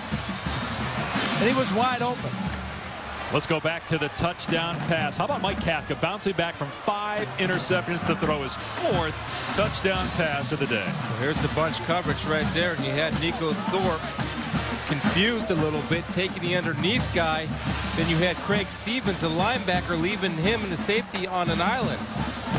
There was a broken down piece of that coverage because Stewart can't be that wide open down the middle of the field. What do you think about playing 2 deep down inside the 15, 10-yard line? Yeah, I do, playing off a little bit. You got to play off a little bit so you avoid that. That's why we circled the bunch route because of that, so that exact scenario doesn't happen. So offensively, I want to occupy the guys up short, the corner, and get somebody in the deep corner of the end zone. That's exactly what they did.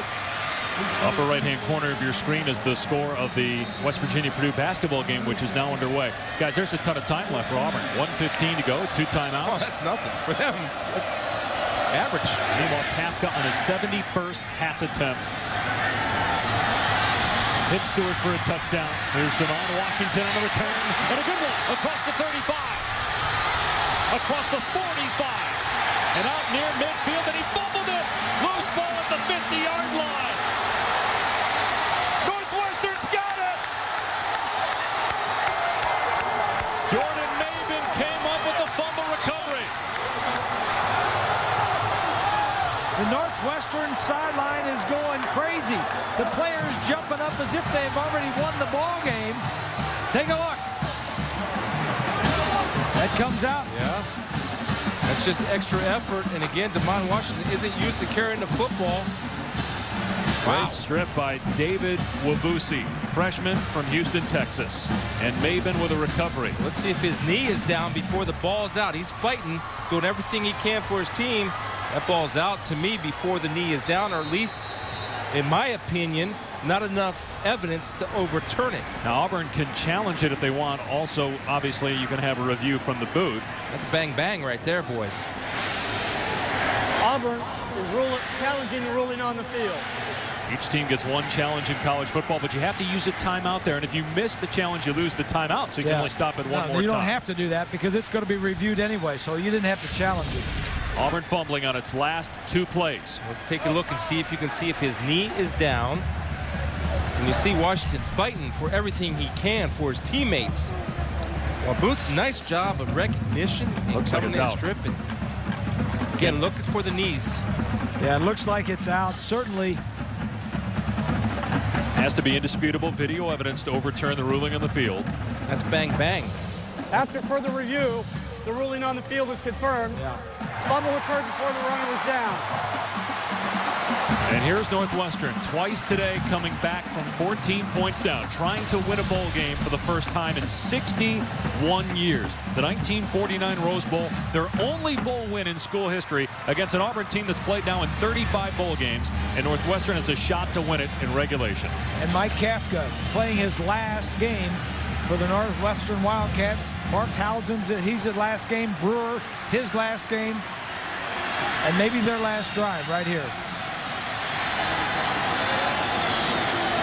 One timeout left for Northwestern. Auburn loses the timeout on the failed challenge. Low snap. Kafka looking downfield, now throws short. He's got Brewer. And Brewer tackled at the 40. Keep in mind the field goal kicker Stephen Demos has missed a 48-yard field goal today and had an extra point blocked. And he had a couple of shanks on the punts. He punts and kicks the field goals. Here's Fields to the outside, tripped up. Good play by Thorpe at the 34-yard line. Clock stop with 39 seconds left. On the first down, they'll start the clock and they're ready for play.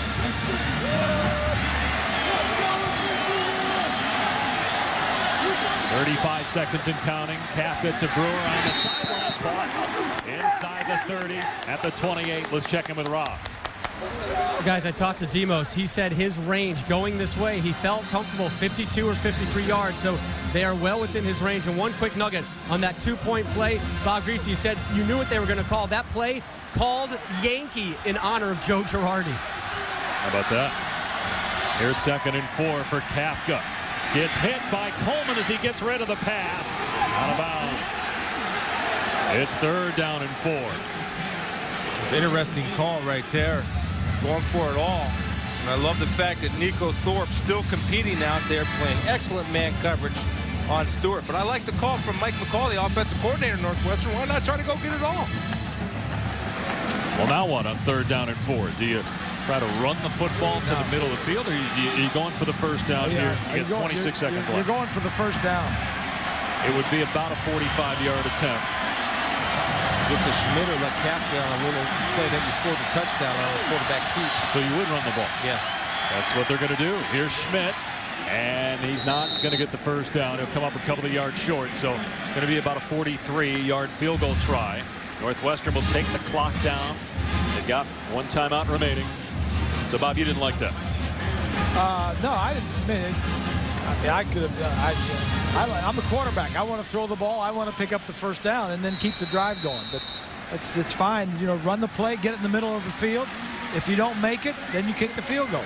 Well, my quarterback didn't throw 5 interceptions today, then maybe I might throw it. But again, remember, I don't know how much confidence he has. He's played much better. Yeah. But he's had a couple near misses here, too. Yeah, but he's thrown a bunch of them out of bounds. He's settled down. He's all right now. I agree. How about 74 pass attempts by Mike Kafka as Demos gets ready to try to win the game in regulation for Northwestern.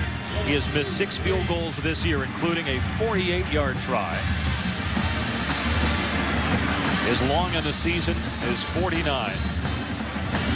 And it looks like it's going to be a 43-yard field goal, depending on where they spot it. And there's a little bit of wind that he's kicking into. Remember, the last extra point that he kicked was low. That's got to be in his mind. Yes, sir. And it's got to be in the Auburn defensive front mind. Tell me, he kicks him low. Make sure you get your hands up. Demos to win it for Northwestern. Auburn going to use its final timeout, though. Make him think about it a little bit more. What a game we've had on New Year's Day to kick off the 2010 college football season. Rose Bowl game presented by Citi on ABC at 4:30. We've had 70 points scored here, 8 turnovers, over 1,000 yards, and 29 points off of turnovers. Well, that's what if I'm Gene Chizik over there, I got to remind my guys, look, we blocked one. He'll kick it low. Grease made the great point that kickers, that's got to be in his head a little bit, the fact that he just kicked one in the rear end of his offensive line to get it blocked. Now, you got to tell those guys, get that penetration, hands up, and you got a shot. Stephen Demos, a junior from Scottsdale, Arizona, trying to win the game for Northwestern from 44 yards away.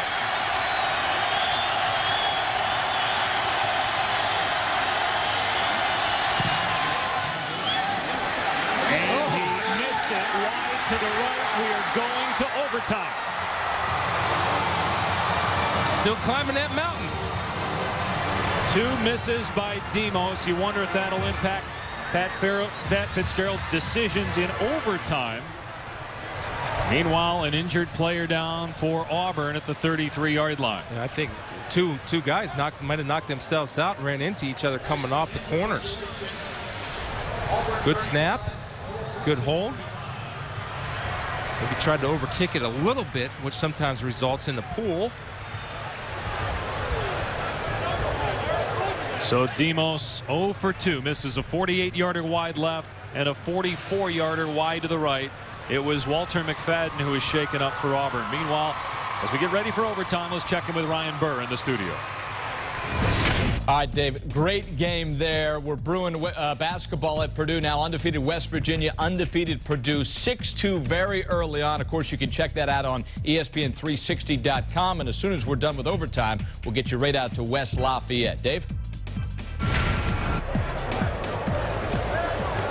Northwestern has been great in close games, Ryan. They're 6-1 in games decided by 7 points or less. And in their history, 8-2 in overtime.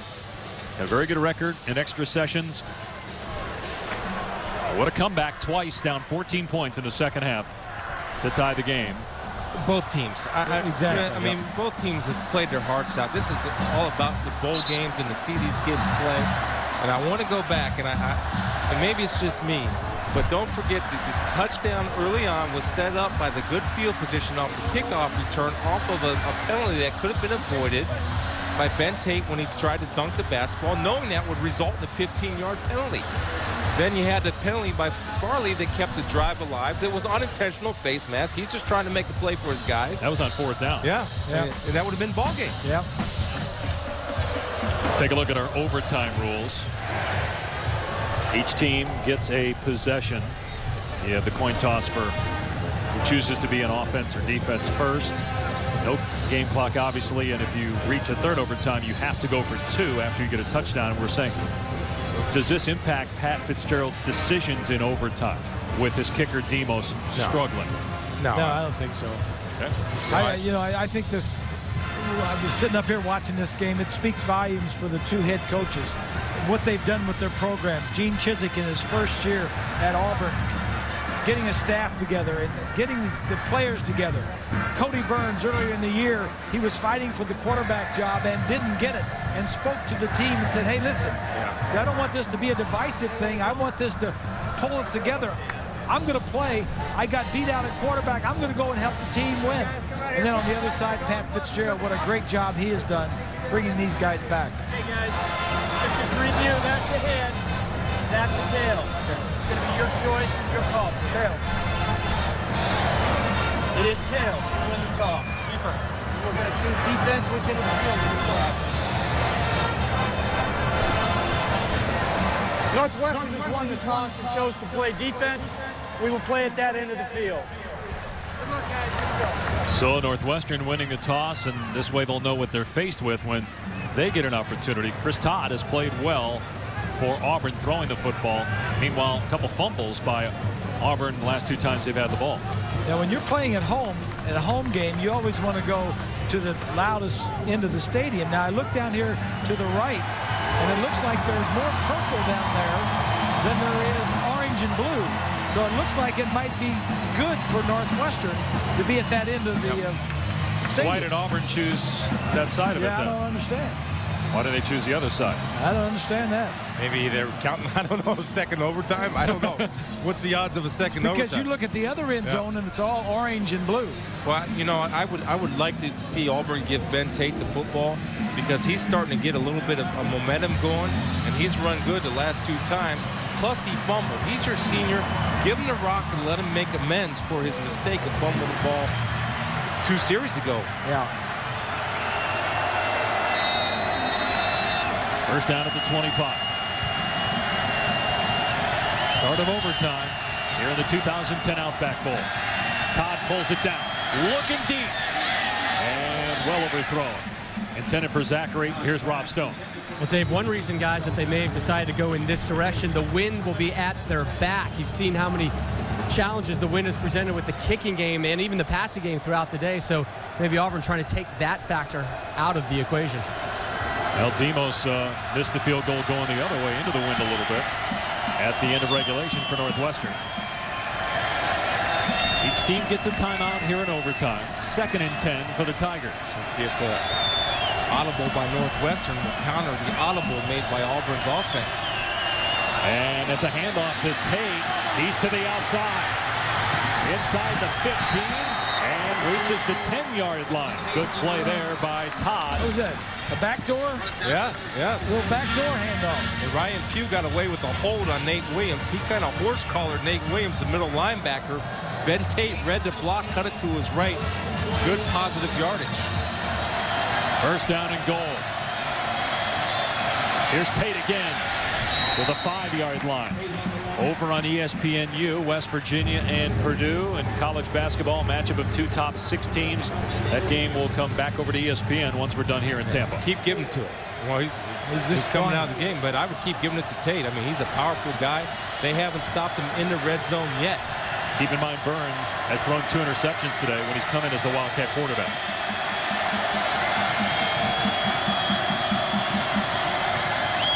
Here Burns is going to run. It's hit at the 4-yard line. He was tripped up initially by Williams, cleaned up by Sherrick McManus. It brings up 3rd and goal. They'll bring Todd back in. You got Tommy Trott out here at 6'5", which is always a benefit for the red zone receiver. Adams up top. Big day so far.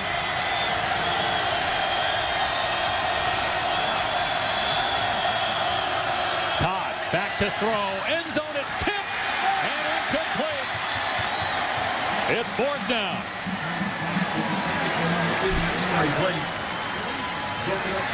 And Auburn will bring on the field goal team. He's going for Trott right here to throw the high ball. It was. It just got a little bit too much confusion in there. Quinn Davey got a hand on it. Yeah. Helps being 6'4", linebacker. Something I wouldn't know anything about. Wes Byram on for a short field goal try. 21 yards. Give Auburn the lead. Northwestern will have a possession.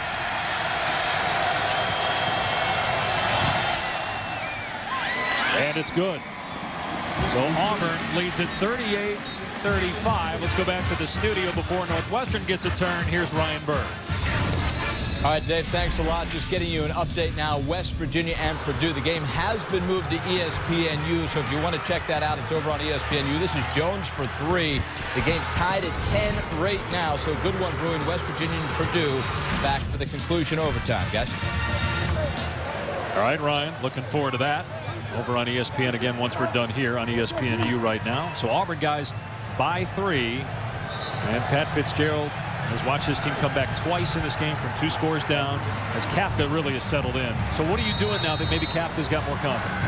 Well, you're doing what you've done in the last 2 or 3 drives, and that is play solid football. Don't try to force anything. Chris, do you take any chances here if you're Kafka? Well, yeah, I think you play to win. If you know something or you feel something, you run it. See what kind of defense. Auburn's playing a zone defense. He's handed off to Markshausen. He's going to try to throw it back to Kafka, who is well covered. Auburn not fooled. Markshausen gets a block. And he's pushed out of bounds at the 21. Well, they're going to take a chance there. They're going for the win. That's a man beater. And that was good discipline by Ted Roof's defense.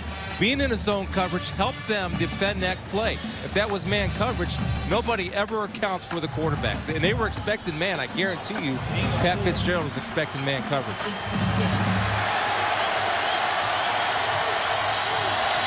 So gain of 4. Good job by Markshausen not to force it. Kafka over the middle. Markshausen lost it. It's ruled a fumble. It's loose. Kafka picks it up. It's still live. Now a couple of penalty flags fly in downfield at the spot of the fumble. It was ruled a catch and a fumble, a recovery by Kafka, but again, penalty flags down. Did he ever secure it, guys? I don't know. That's a tough one. And let's see what the penalty is. I don't know if they're going to get somebody for late hit because it was thrown back by Markshausen. The flags, to me, I don't know if he had complete possession of that football. I don't think he did. And had Auburn recovered that fumble, it would have been the game. And first going to figure out the flags, but every play is reviewed. So upstairs, the technical advisor already taking a look at this to determine whether it was a catch or not. You see if it's after. Remember, there are 2 flags, as you said, Dave, right down there in the field. It's yet to be determined.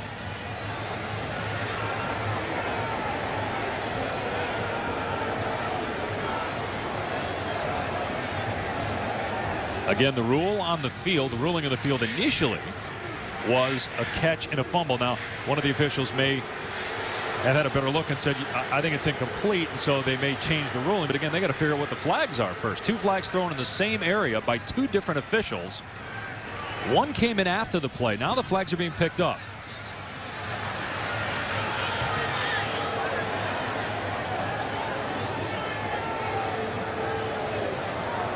Illegal bat, number 17 of Auburn.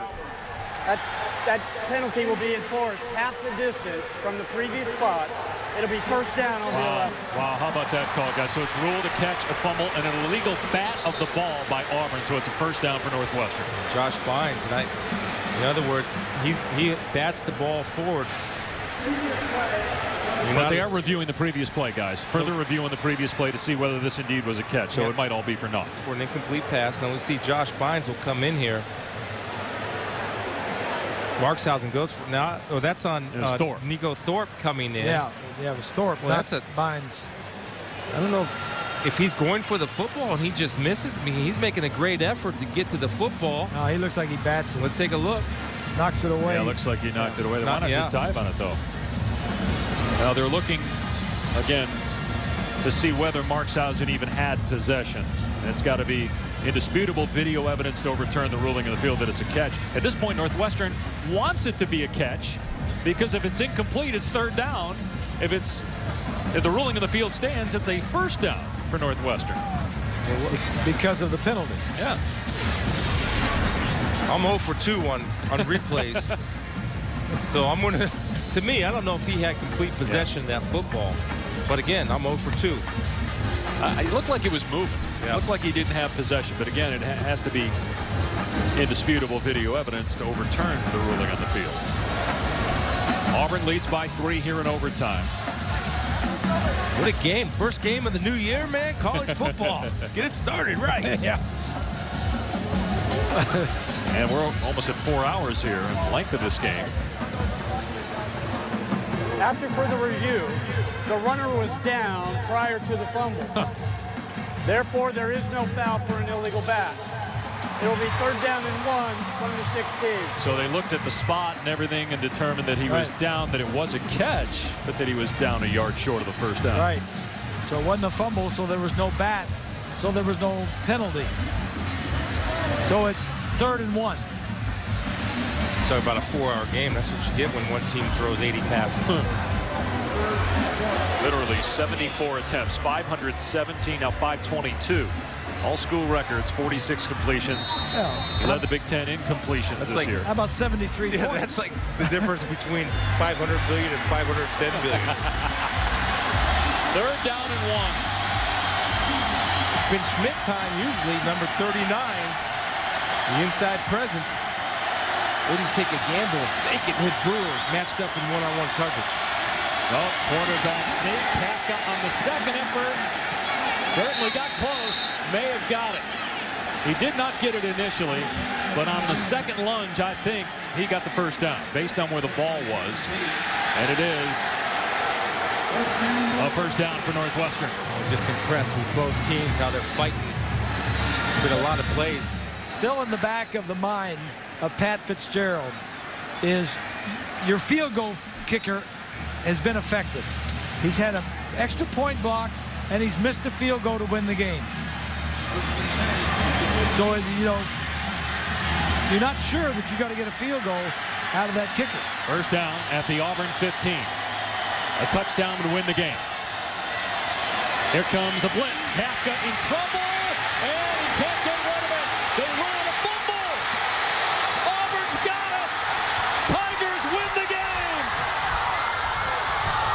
They may spend some more time looking at this to see if A, Kafka was down, or B, his arm was going forward, but the initial ruling is a fumble. Craig Stevens had a hold of Kafka, and an Auburn recovery. Looked like Kafka wanted to get rid of the ball. Ruling on the field is fumble. Previous play is under further review. Well, let's see, first of all, was his knee down? No. Well, I don't know. The knee might have been down, and then B, was his arm going forward? Well, even if it wasn't going forward, the ground cannot cause a fumble. So if the arm was jarred, then he's down. Looks like he's down, right? Look like the elbow's down. That's what I mean. That's the point I'm saying, is that the arm cannot cause a fumble. But his left arm looked down even before that. Looks like he has possession when he hits the ground. You see his left forearm's down even before the ball hits the ground. So he's down. So that's going to be a sack. Well, again, it's got to be indisputable video evidence to overturn the ruling on the field, which is a fumble. That replay official's had a few tough calls today. But look at the left forearm. He looks down. Yeah. Which would put the ball at about doesn't get much 30-yard line, and it makes Demos kick another long field goal. He's already missed 2 today. Right. That is if they indeed overturn the ruling on the field. It doesn't get much more indisputable than that. I mean, he's down. It looks like he's down. What a way to start 2010. After further review, the quarterback was down. The ball will be placed. Check it down. So it's second down at the 31-yard line. That should be where the spot is. But again, if you can't move the ball, you're forcing Demos to kick a long field goal again. They're going to spot it at the 30. Kafka is living on the edge. They win this game? The sack, the near sack by Fairley. They got him on the face mask. We got a two-man bunch right here. Well, let's see what type of route they run off of it. Auburn's in a zone package. Throw it to the left. Yep. Kafka's pass, and there's contact. Thorpe and Stewart. No flag. It is third down at about 24. Yeah, now you work to get your field goal kicker the best possible play.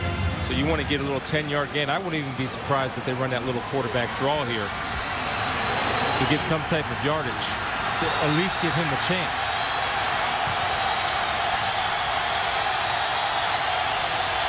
After looking to the sideline, now he's ready. Play clock at 10. Kafka to the air. Hit as he throws. Markshausen on the catch. And he got about 12. He's well short of the first down, but that will make it much easier 36. For Demos. Yeah. Again, he's missed from 44 and 48. And an extra point blocked. Yep. He got a little bit of wind behind him. This to tie the game and send it to a second overtime. It's a 37-yard attempt.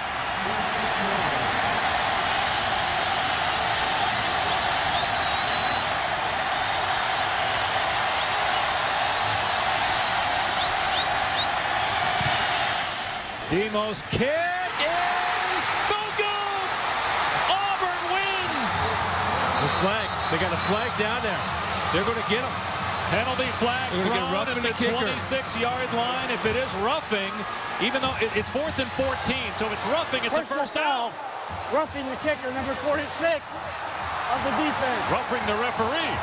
Penalty being forced half the distance to the goal. First down. How about this? I've said Auburn's won the game twice. Yes. Yet Northwestern still has the ball with a chance to win. They'll get a fresh set of downs. Oh. Wow, is that... It easily just called that running into the kicker, which had been a 5-yard penalty. No, that's roughing. That's roughing. A guy on one leg, and you hit him like that? Well, you didn't see him. I don't care if you didn't see him. Usually you only have one corner rusher. Demos hurt. Now that's the other issue. He's your only kicker. He's your punter, your field goal kicker, your kickoff guy, and now he's shaking up. Well, you don't need a punter, and you don't need a kickoff guy, but you do need somebody to kick field goals and extra points in overtime. They have a guy, Steve Flaherty, a freshman from Chicago, that they could go to. And Brandon Williams is another guy that they could try, and it looks like Williams, who's not even on the depth chart, not even on the flip card that we get here at the Outback Bowl, would be the guy if Demos can't kick. But meanwhile, it's a first down and goal, and Northwestern can obviously win the game with a touchdown. Yeah. Anytime you have a kicker that's on one leg, he is protected by that official. You got to stay away from him. The field goal, incidentally, hit the goalpost. When you come around that edge and you're trying to block that ball, you got to make sure that you don't run into that kicker. So Northwestern with a fresh set of downs from the 9-yard line. A touchdown would win the game. Yes. For Northwestern. Yes. Where we said Auburn's won it twice. Yes. Kafka has it complete to Markshausen. Thorpe on the stop. I know Cats normally had 9 lives. Northwestern's had about 400 in this game. They've been down 14 points on 2 different occasions in this game. Come back, and here we are in overtime. They ruled that an incompletion. They said Markshausen did not complete the catch, so it's second and goal. Well, I would come back to that play because he had Brewer open in the corner of the end zone, and that was off that bunch look. And they're going to go to it to this side, up to the left. They're all tight formation over there. Play clock is down to 5.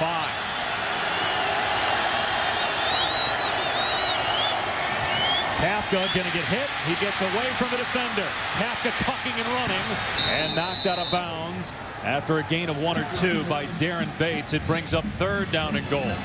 This is what you have right here. You've got one shot, one play to win the ball game, and then you've got to bring somebody out to try a field goal. Steve Flaherty has been warming up for Northwestern. As you see Demos there in the background, still hobbling. Third and goal from the 7.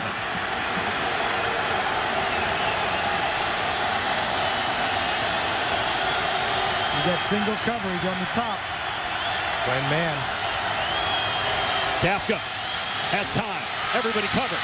Kafka to the 5-yard line, and it's 4th down.